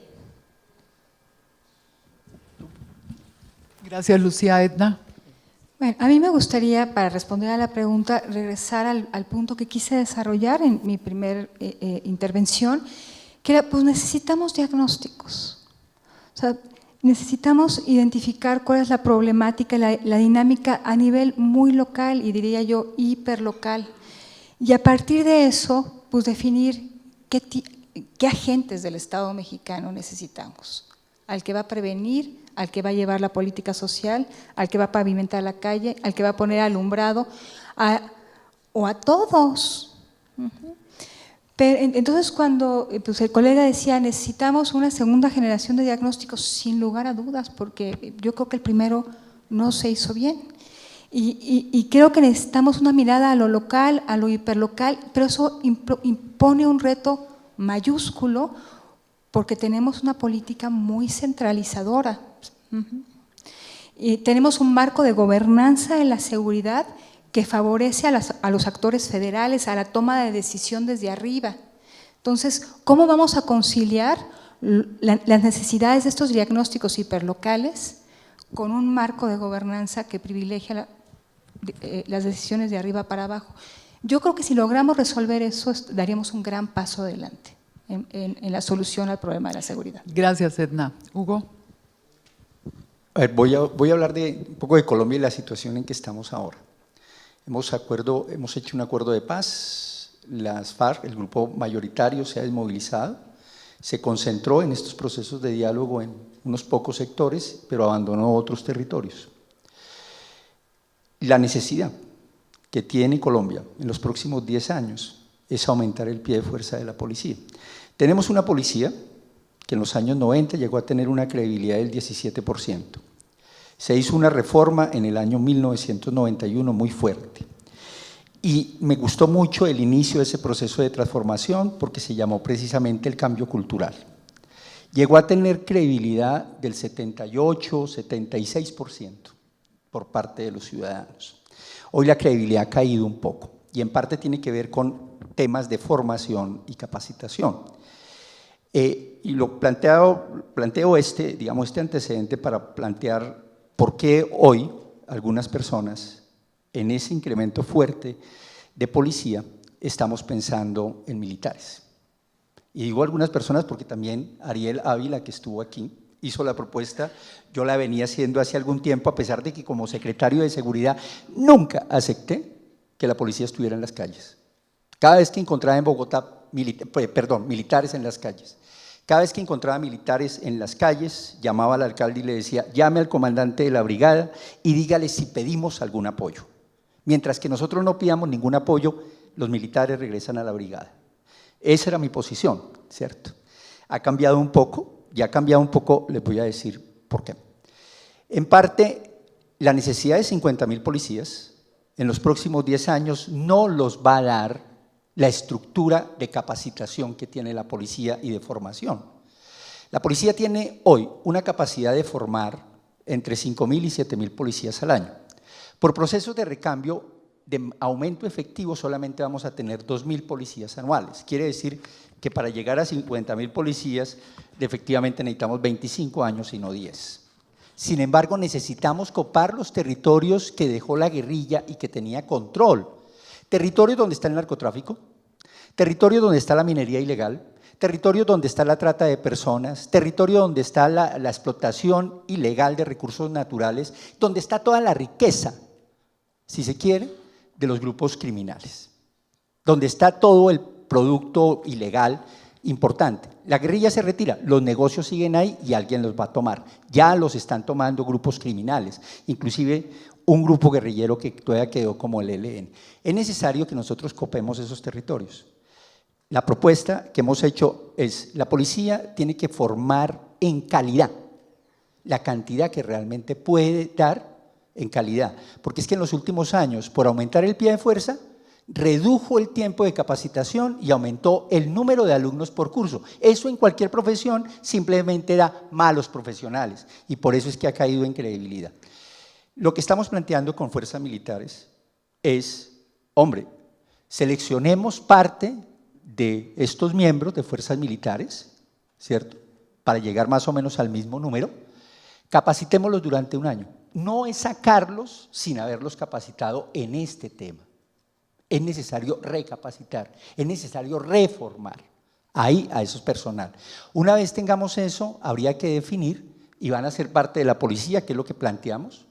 Ese grupo se traslada de la policía al grupo de carabineros que tiene que ver con la seguridad rural, que en este campo lo planteaba Ariel Ávila. No se está pensando en la seguridad rural, y ese es estratégico, sobre todo en el caso colombiano. Entonces, creo que es compatible pensar en la utilización de militares, pero por un proceso también de profesionalización y dependencia policial. Porque es que no tenemos capacidad de aumentar. Es que una cosa es tener una idea desde la academia y otra cosa es estar allá sentado con la responsabilidad específica de garantizar la seguridad. Mucha gente en los territorios que abandonó las FARC está pidiendo que regrese las FARC porque la situación de inseguridad es incontrolable, es completamente inmanejable. Es necesario que esos territorios los comencemos a copar desde el punto de vista de Estado. Y esa es una salida que está en discusión en Colombia, pero una salida que no es apresurada, quiero decir, no es sacar a los militares de los batallones y de una vez mandarlos a realizar función de seguridad ciudadana, no, tiene que haber un proceso de formación. Y tiene que haber un proceso de formación que garantice también, y demando, que garantice que cumplan verdaderamente funciones de seguridad ciudadana con ese proceso de profesionalización. Inclusive estamos pensando que a esos grupos liderados por policía, esos grupos deben tener funciones de policía judicial, que no las tienen, en este caso, los militares en Colombia. Pero esa es, digamos, una experiencia que quiero transmitir en el caso colombiano. A ver, si seguimos con otra pregunta y si alguien tiene algún otro comentario sobre esto. En México ya se había pensado en pasar a los militares a ser policías en el tema, por ejemplo, en el programa que se tenía previsto para la gendarmería, ¿no? Sin embargo, a la hora de la hora, pues terminamos teniendo una división más de Policía Federal que no tiene nada que ver con una gendarmería y además con una misión extrañísima, ¿no?, que termina siendo como algo más político que real, de generación en lugar de una nueva fuerza, ¿no?, de un grupo que salió de la misma Policía Federal. Y uno de los problemas que tuvimos aquí en México es que en la defensa decían, sí, claro, les damos a todos los militares que ustedes quieran, nada más que nos dejan las plazas, ¿no? Entonces era un poco inviable, ¿no?, dar un grupo de 50,000 personas, pero al mismo tiempo reclutar otras 50,000 personas para el ejército, ¿no? Entonces fue uno de los temas por los que no se pudo hacer ahí, pero sí tienen mucha razón en pensar que pues es muy difícil formar la cantidad de policías que necesitamos formar en una situación como la que está México y algunos estados de la República, como bien dices Tamaulipas, ¿no?, donde la gente no quiere ser policía y además la manera como están reclutando y formando, pues por decirlo menos, es como bárbara, ¿no? O sea, no sirve. Sí, entonces, a ver, pasaría a otra pregunta y si tienes algún comentario sobre esto. Tenemos grandes deficiencias a nivel municipal, ¿no? No solamente a nivel de las policías, ¿no?, en sí, en la institución municipal no le hemos dado la fuerza, no le hemos dado los recursos, no los hemos preparado. Hay muchos municipios que están cooptados por el crimen organizado hoy en día, y sin embargo también tiene razón Edna y algunos de ustedes que decían, es que si todo viene de arriba en un programa general, ¿cómo lo bajas y lo haces extremadamente focalizado y termina siendo un problema? Entonces yo les preguntaría, ¿cómo resolvemos esto de ir a soluciones hiperlocales en un esquema de gobierno que tenemos que es federal, o cambiamos el esquema? ¿Sí? En la mesa anterior se planteó un concepto, el de las capacidades locales. Y yo creo que por ahí pasa la cosa y nosotros hemos venido, incluso el punto de arranque de nuestro de nuestra inquietud intelectual, académica, sobre las capacidades locales. Estuve acá en México en un trabajo que hicimos hace ya como 10 años. Y eso es algo que rara vez se ha observado. Me llamó la atención escucharlo incluso con esas palabras exactas. ¿Cuál es la capacidad instalada en términos de lo que ya veníamos señalando, de liderazgo, de articular, de transversalizar una mirada de manera que las acciones del municipio en su conjunto vayan dirigidas a un territorio en particular que tiene niveles críticos de violencia, de abandono? Porque cuando pensamos en los problemas de seguridad, y es cierto también lo que se planteaba en paneles anteriores respecto de la criminalización de la pobreza o de la securitización de las políticas sociales, pero no hay que desconocer, por ejemplo, en el caso chileno, el año 98 se implementó la jornada escolar completa como parte de una reforma al sistema educativo. Eso quiere decir que los chicos ya no salían de la escuela a la 1 de la tarde, sino que lo hacían a las 3 o 4 de la tarde. Eso tuvo el efecto, entre otros efectos, de reducir en un 12% la vinculación de los jóvenes en cometer delitos de robo. No es una política del sector seguridad, no es una política del área municipal, sin embargo tiene un efecto concreto en el territorio. ¿Cómo somos capaces de ver también esas particularidades para incorporarlas en el trabajo municipal y cómo se van generando esas capacidades? El Estado mexicano destinó muchísimos recursos durante muchos años a transferidos a los municipios para formación, que por lo que nosotros alcanzamos a conocer desde el otro extremo del continente, me imagino cómo se vería desde acá, en buena medida me atrevería a decir que fueron despilfarrados. Nosotros tuvimos muchos, y esto tal vez es una infidencia, tuvimos muchos estudiantes mexicanos de municipio, yo estimaría unos 150, al menos la mitad abandonó.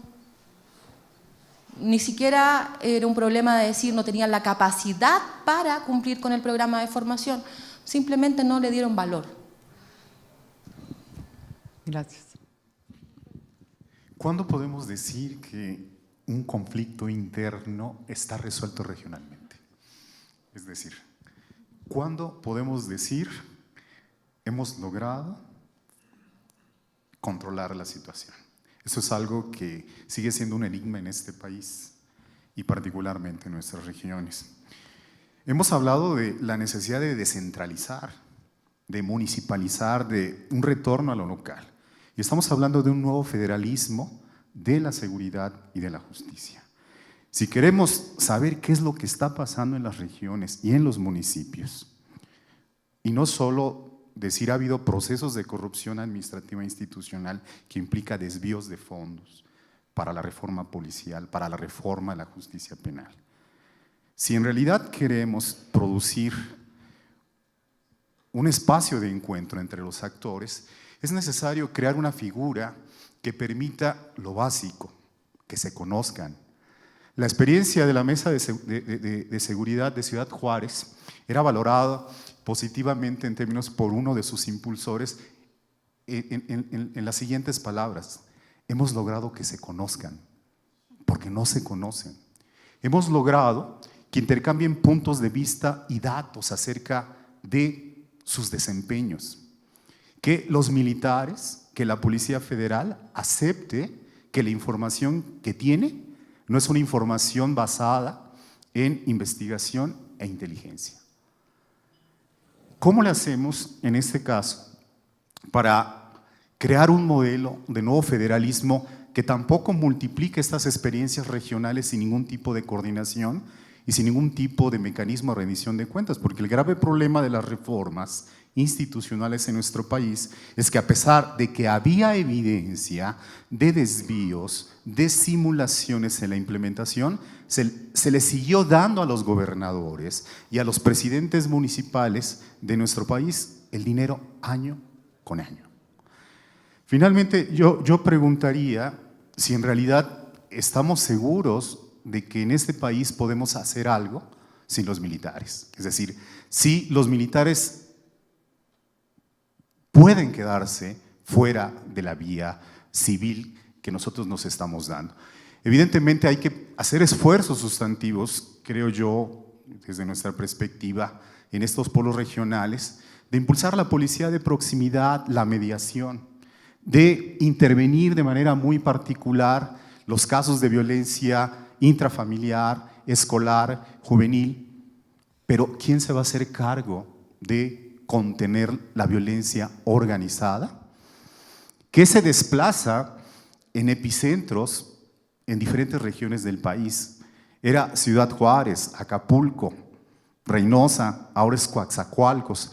¿Cómo hacemos para contener la violencia organizada? En realidad, los gobiernos locales, los gobiernos estatales están capacitados para lograrlo sin los militares. Entonces, el punto, creo que eso es más o menos de consenso a lo largo de todas las mesas, que el problema no es que los militares estén allí. El problema es que se están rotando y que no aceptan la rendición de cuentas. Y creo que de una u otra forma, quizá a veces de manera muy radical en algunos comentarios, se recordaba, ¿no?, la necesidad de que los militares sigan sujetos a las autoridades civiles en este país. Muchas gracias, Gaby. Y también una pregunta que aquí hay para ti de una vez. Me preguntan que cuál es tu propuesta. Okay. Bueno, primero empiezo con la parte de la pregunta sobre las capacidades locales. No me voy a centrar solamente a lo municipal, sino que lo englobaría entre municipal y estatal. Y yo diría que pues hemos tenido ejemplos exitosos y además me parecen muy relevantes en términos de iniciativas que se han impulsado desde lo local hacia lo federal. Y la que pondría yo como un ejemplo claro, pues por que me ha tocado vivirla y conocerla, es la reforma penal. Ahí tenemos un ejemplo y una experiencia muy interesante con respecto a una iniciativa que surgió de los estados y que fueron prácticamente los estados los que al irse sumando uno a uno a transicionar a al sistema de justicia penal acusatorio, obligaron prácticamente a la federación a subirse a la ola y a hacer la reforma constitucional del 2008. Entonces me parece que hemos visto ejemplos interesantes donde el nivel local puede tener el poder para cambiar la realidad nacional. Entonces ahí estaría uno. Me parece que lo que se habla de los enfoques diferenciados, pues definitivamente es clave, lo que hablaban. Yo creo que no se puede obviar las necesidades propias de cada región para sobre todo pues, los temas que nos ocupan, que son la situación de violencia, inseguridad y de prevención, ¿no? Edna también ya lo hablaba cuando hablaba de esta parte de los puntos rojos. Las necesidades, inclusive dentro de la ciudad que puede tener Tepito, pueden ser muy diferentes de las que puede tener otra zona y pues lo mismo aplica a nivel nacional. Y pues dentro de esta necesidad de seguir fomentando las iniciativas que salgan de lo local y que también pues fortalezcan estas o subsanen estas deficiencias municipales, no podemos olvidar la importancia de la coordinación. O sea, me parece que tenemos que seguir pensando en esfuerzos que vayan de lo municipal a lo estatal y lo federal y viceversa. Y lo mismo a nivel institucional. O sea, si vamos a hablar de los tres niveles, pues también tenemos que hablar de las instituciones en los diferentes niveles. Rapidísimo, me voy a regresar a la pregunta 1, lo prometo. Yo creo que efectivamente no están las condiciones ahorita, pero el que no esté no quiere decir que no deben de estar. Y me parece que el gran problema que tenemos aquí es que ya estamos en un círculo vicioso o virtuoso, como lo quieran ver algunos, eterno, donde la policía no funciona, entonces por eso necesitamos al ejército, pero no sacamos al ejército porque la policía no funciona y en eso se nos puede ir la vida entera. En algún momento me parece que tenemos que romper el círculo y empezar a crear las capacidades donde fortalezcamos no solamente a la policía, sino a todas las instituciones civiles de seguridad. Va a ser un proceso, sí, Roma no se hizo en un día, no se va a subsanar en un día, pero me parece que si no tomamos el paso 1, pues nunca vamos a llegar ahí. Y en términos de qué proponemos, pues las propuestas podrían ser también infinitas. Voy a hablar particularmente en un aspecto muy concreto desde el trabajo que hace INCIDE. INCIDE es una institución que originalmente surge para el tema de reforma policial democrática, para fortalecer los temas de seguridad y pues a lo largo de nuestros 14, casi 15 años de vida hemos venido trabajando ampliamente en desarrollar opciones y soluciones conjuntas con las instituciones porque efectivamente en lo que decía Lucía, pues creo que está comprobado que las soluciones que se imponen desde afuera sin ser parte de la solución, pues no han tenido los mejores resultados. Entonces, una de las soluciones que nosotros hemos construido a lo largo de los años es trabajar con las instituciones policiales con miras a trabajar con ellos los diagnósticos, pero también la forma en la que trabajamos conjuntamente con ella para subsanar los diferentes temas que INCIDE ha venido resolviendo con ellos. Muchas gracias. Ahora, antes de darle la palabra a Hugo, que quería comentar algo más respecto a los militares, le digo que hay una pregunta para ti que dice, ¿qué tan factible sería reclutar a miembros de las FARC para cumplir las funciones policiales, aprovechando que ya conocen el territorio y la problemática? Y bueno, y te pediría también una conclusión final. Todas las posibilidades, todas. Mira, es gente formada, conoce el territorio y si queremos reintegración total de unos hermanos colombianos que se alzaron en armas, que firmaron el proceso de paz y que quieren reintegrarse, todas pueden llegar a ser muy buenos policías. Eso está demostrado con algunas experiencias anteriores que desafortunadamente se encargaron de desvirtuarlas, pero todas. O sea, los procesos de reinserción en ese campo y en todos puede estar realmente ligado. Estaría más ligado al tema de policía y yo creo que eso es posible, ese es total. Quería comentar algo respecto a la propuesta que estamos haciendo, inclusive con Ariel hemos coincidido perfectamente en eso. Podemos aumentar el número de policías con militares, pero también con miembros de las FARC. Eso está previsto y debemos hacerlo. Lo otro es, cuando estamos haciendo este tipo de propuesta, la estamos haciendo no que se queden con las plazas, no, es porque tarde o temprano vamos a tener que tocar a las fuerzas militares en un país sin conflicto y va a tener que reducirse. Y en ese proceso que planteamos unos policías que salgan de ahí, deben sí salir con todo, plazas, presupuesto, con todo. Esto no es, porque es el Estado, es una decisión que desde el presidente se puede tomar. Y esa es una decisión que no se discute con el ministro de Hacienda. No hay plata para suplirle las plazas a ellos y además pagar lo que den. No, es que esto no es un proceso de quién gobierna o no. Y finalmente, un poco para concluir sobre los temas locales, fortalecimiento local. Tuve la oportunidad a comienzos del gobierno del presidente Calderón, en una consultoría con el Banco Interamericano de Desarrollo, a venir a mirar los temas de prevención del delito en la Secretaría de Seguridad Pública. Dos cosas. Uno, con lo que me encontré es que ya tenían los proyectos y necesitaban un aval sobre los proyectos, cosa que me opuse. Le dije, no, pues eso más bien pidan autorización y ya, o sea, no tienen por qué gastar plata en mí, eso más bien no lo hagamos. Lo segundo, la pregunta que siempre hice, ¿van a ejecutar desde el nivel nacional el recurso? ¿En un país tan grande y con tantos municipios? Creo que hay que darle protagonismo a los alcaldes. Creo que hay que considerar la autoridad local para ejecutar esos recursos. Lo que uno hace desde el gobierno nacional, y ese es ni en Colombia ni en ningún lado uno puede ejecutar de manera directa, es tener un plan nacional que le da marco a las características territoriales, a planes locales, y debe tener una bolsa de recursos que financie procesos locales en estos temas. Eso es lo que hay que hacer. Y otro tema también que les decía, ¿están dispuestos a trabajar con alcaldías y gobernaciones distintas a su partido? En la mayoría, no solamente en México, en la mayoría de los países hay un elemento perverso desde la política. Es que quieren que al enemigo político le vaya mal, particularmente en este tema de seguridad. No importa si hay muertos, no importa si hay más inseguridad, lo importante es que al otro le vaya mal. Entonces, si gobernamos es absolutamente para todos. Esto no tiene… A veces le digo a quienes gobiernan, y lo he pensado, deberíamos comportarnos como los delincuentes. Los delincuentes no pelean entre ellos mientras que tienen pactos y logran distribuirse los temas ilegales. Ellos no necesitan cumbres de presidentes, ellos no necesitan, a nivel internacional. Ellos no necesitan eso, a nivel local simplemente se ponen de acuerdo. Cuando tienen diferencias las arreglan a su manera, pero coordinan. A veces en algunos países está más organizada la criminalidad que el Estado en esos países. No dialogan ni la Policía Federal, ni las policías estatales, ni las policías municipales. No hay diálogo entre los ministerios públicos federales, estatales y municipales. Ahí hay un proceso de desorganización, y en medio de esa desorganización, pues los únicos favorecidos definitivamente son los delincuentes. Hay que tener, digamos, una estructura nacional que posibilite trabajar con las gobernaciones y con los alcaldes, pero no intentar ejecutar desde el nivel nacional.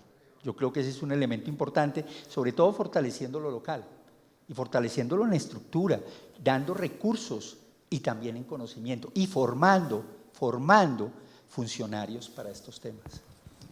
Gracias. Ya tenemos muy pocos minutos, entonces sí les pediría lo más breve que puedan. Hay una pregunta también directa para Edna, que ¿qué piensas sobre el Programa Nacional para la Prevención Social de la Violencia y la Delincuencia? No sé si se refiere a que lo cancelaron o cuando lo tuvieron, qué fue lo que hicieron, y un comentario final. Muy breve.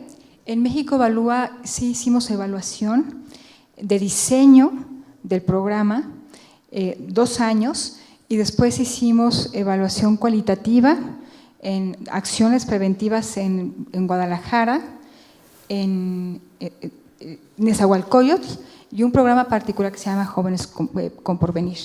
En términos muy generales, puedo decir que lo que encontramos es que no estábamos listos para ejercer tantos recursos.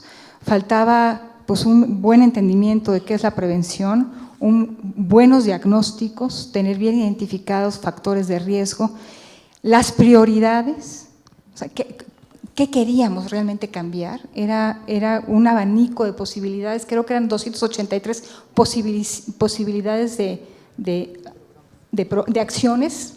Entonces creo que fue un intento fallido, un arranque fallido, pero fue un gran error haberlo cancelado.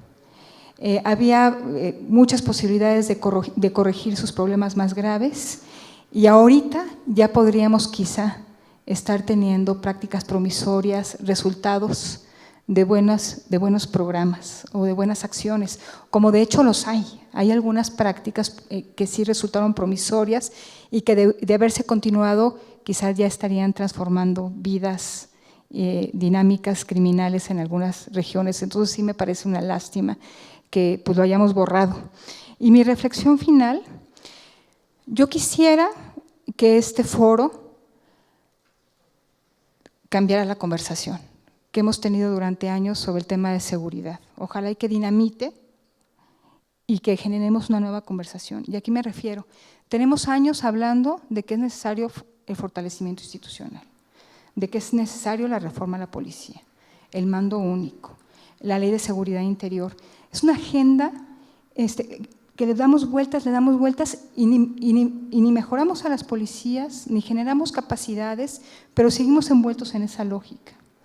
Entonces, sería deseable que la conversación tuviera términos de referencias distintos. Sería muy importante desdoblar los grandes conceptos en cosas concretas. Dejar de hablar de el narco, la violencia, la gran reforma policial, para hablar de las realidades criminales locales, para hablar de cosas concretas en materia de reforma policial. Si lo logramos, creo que podemos tener una oportunidad de resolver este grave problema para el país. Pero si seguimos atorados en esta conversación que no está teniendo resultados, entonces yo espero sí, hay que apostar por la vía civil, hay que generar muchas capacidades, hay que irnos a lo local, hay que plantearnos cómo poder darle relevancia a lo local, y yo estoy de acuerdo con Hugo de hay que darle juego a los alcaldes, y por supuesto pues necesitamos pensar en nuevos marcos de gobernanza para que lo local pueda ser funcional, y en eso pues intervienen otras cosas, ¿no? Si queremos que lo local funcione, pues tenemos que tener buenos mecanismos de rendición de exigencia y rendición de cuentas en esos ámbitos. En fin, es muy complejo, pero pues ya basta de una conversación que no nos está llevando a ningún lado. y necesitamos, ojalá, y que estemos inaugurando una conversación distinta. Muchas gracias. Gracias, Edna. Bueno, mi conclusión iría en el sentido del periodo electoral. Estamos por iniciar, si no es que ya lo iniciamos tal vez hace muchos meses, un periodo electoral tanto para elegir presidente como para elegir gobernadores y autoridades locales en todo el país. Entonces, aquí podemos predecir claramente que la prevención, la seguridad, el fortalecimiento institucional van a ser temas continuos que van a estar en el discurso, pero mi reflexión iría en el sentido de que vayamos pensando y estableciendo aquellos mecanismos de control, de rendición de cuentas y de supervisión para que aquellos candidatos que pasan de ser candidatos a autoridades realmente cumplan y le demos el seguimiento a las promesas y a las ofertas que se hagan durante las campañas y que no nos quedemos nuevamente en este discurso del que yo hablaba en mi primera participación, donde tenemos ejemplos como el actual periodo de gobierno, donde sin duda prevención, justicia, seguridad estaban en la agenda que se publicó el día 1 del gobierno y sin embargo, pues a lo largo de estos 5 años hemos ido viendo cómo se van diluyendo, ¿no? Que no nos vuelva a pasar eso, entonces que vayamos pensando en esos mecanismos que nos permitan llevarlo de las ideas a las realidades. Bueno, muy bien. Yo voy a volver al punto inicial que planteé. Creo que es imposible y es poco realista pensar que uno va a tener alta corrupción política y baja corrupción policial. Creo que si nos concentramos solamente en el tema policial, le estamos equivocando y vamos a seguir dando vueltas. Sí creo, como decía Edna, que hay que cambiar el tema. Parte importante del tema son las reformas políticas. Si uno sabe quién financia a los políticos, no sabe cómo se financian las campañas, entonces mejor no hablemos del crimen organizado. Entonces, si bien es un tema que muchas veces lo hablan los politicólogos en otras mesas, no podemos abstraernos, porque si no todas nuestras recomendaciones parecen ligeramente románticas, ¿cierto? Porque todos ustedes que están en sus localidades ven al alcalde y ven a la policía y dicen, bueno, con esto no podemos hacer nada. No, porque está todo el incentivo puesto para que las cosas no funcionen. Entonces, creo que sí, en este marco de cambiar el debate, hay que poner el tema de las reformas políticas por delante. Sí creo que además, y esto es lo segundo que quiero mencionar, creo que en México la crisis del crimen organizado ha permitido invisibilizar la cotidianidad de la violencia ciudadana. Y no necesitamos una policía intergaláctica para enfrentar los problemas de convivencia, para evitar que los niños más chicos sean maltratados, para avanzar en limitar los niveles de violencia en las escuelas. Y ese tema sí es un tema donde se podrían hacer propuestas muy concretas y avances muy significativos desde lo local para arriba. Sin duda se requieren diagnósticos, pero por ahora estamos mezclando muchas veces los temas de crimen organizado con los temas de violencia local y creo que no deberíamos de seguir invisibilizándolo. Espero que el foro permita volver a poner esos temas de nuevo en la agenda.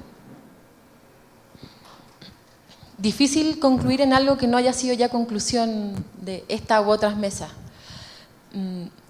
Cuando se habla, y ayer se mostraba una pirámide respecto de las detenciones realizadas en el último periodo en materia de criminalidad organizada, en la cima estaban los jefes y abajo estaban, ¿verdad?, los que hacen el trabajo sucio.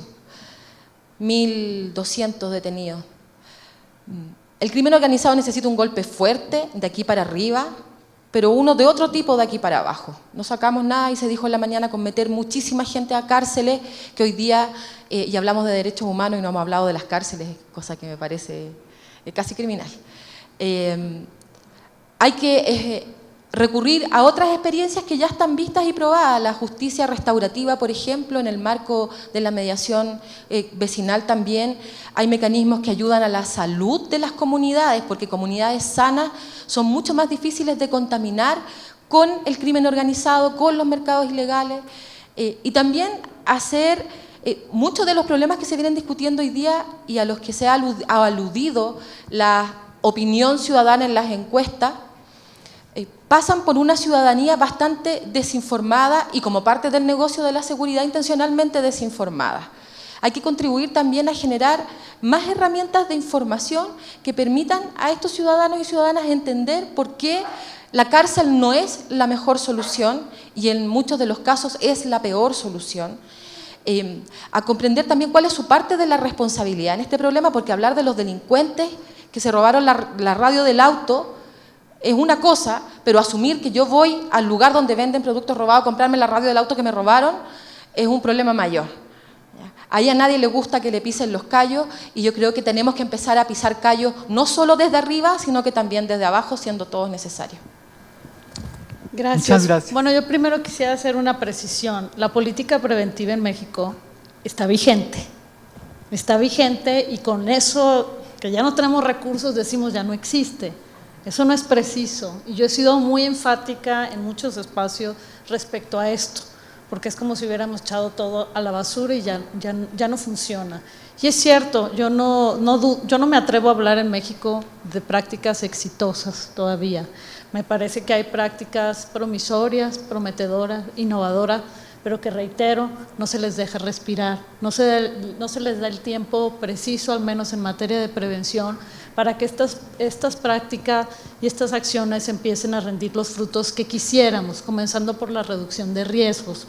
Eso no ha pasado y lo reitero con mucho trabajo de campo, lo hemos podido observar y documentar, lo documentamos con las evaluaciones de México Evalúa, lo hemos documentado con las evaluaciones que estamos haciendo del uso de presupuestos destinados a temas de prevención y de seguridad y lo estamos viendo en muchos lados, no se dejan respirar estas acciones.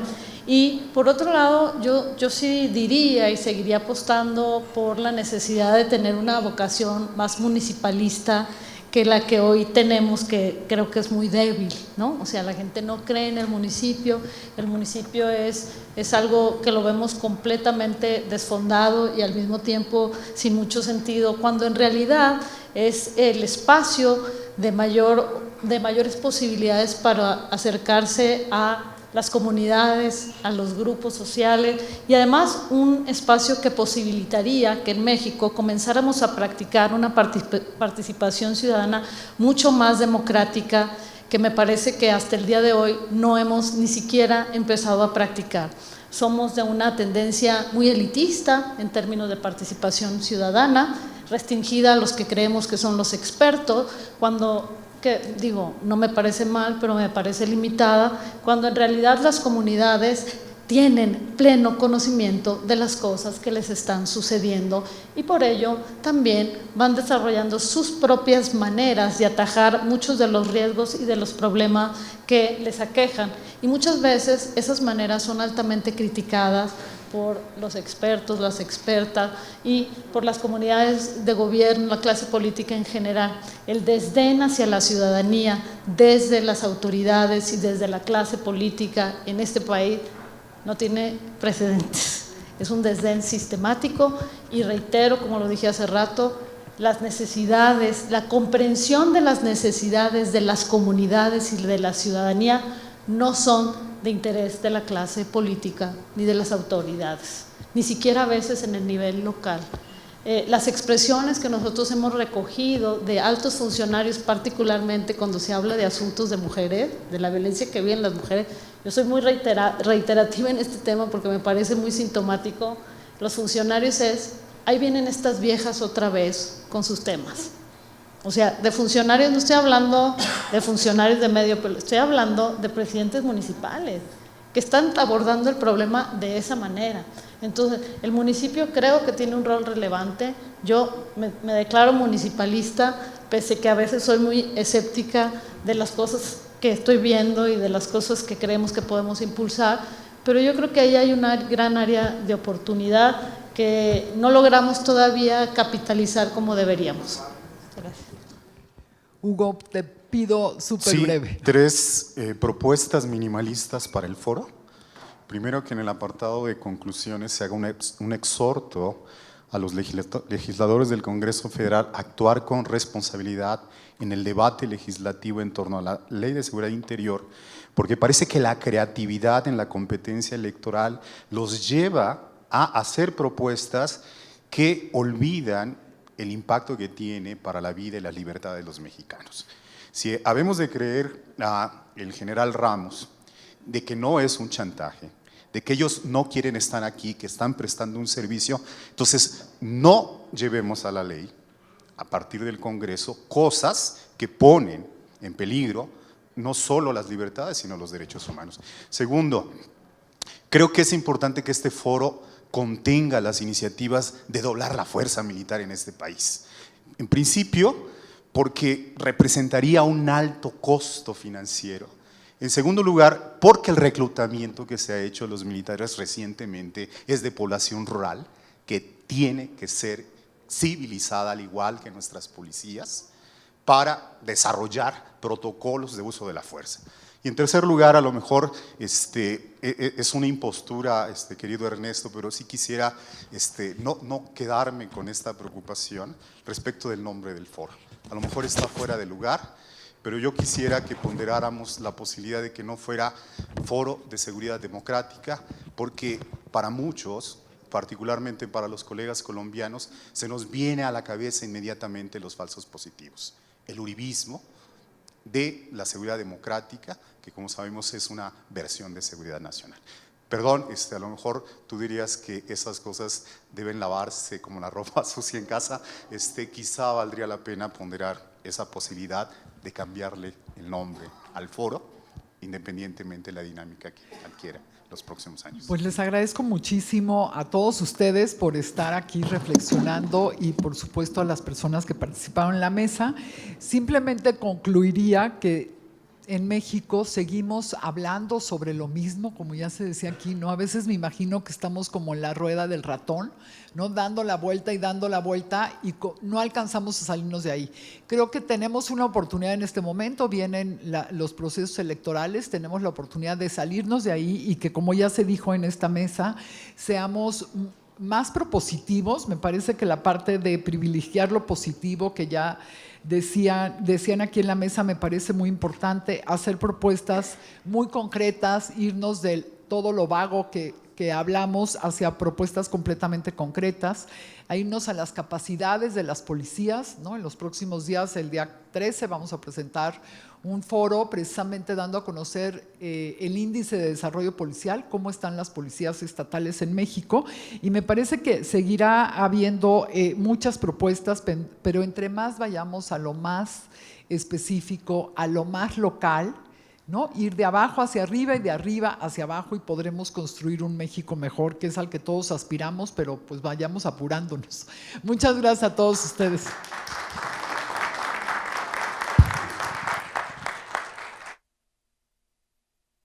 Gracias a todas y a todos. Nos vemos en 1 hora. Ahora hemos tenido que reducir a 1 hora el tiempo para comer.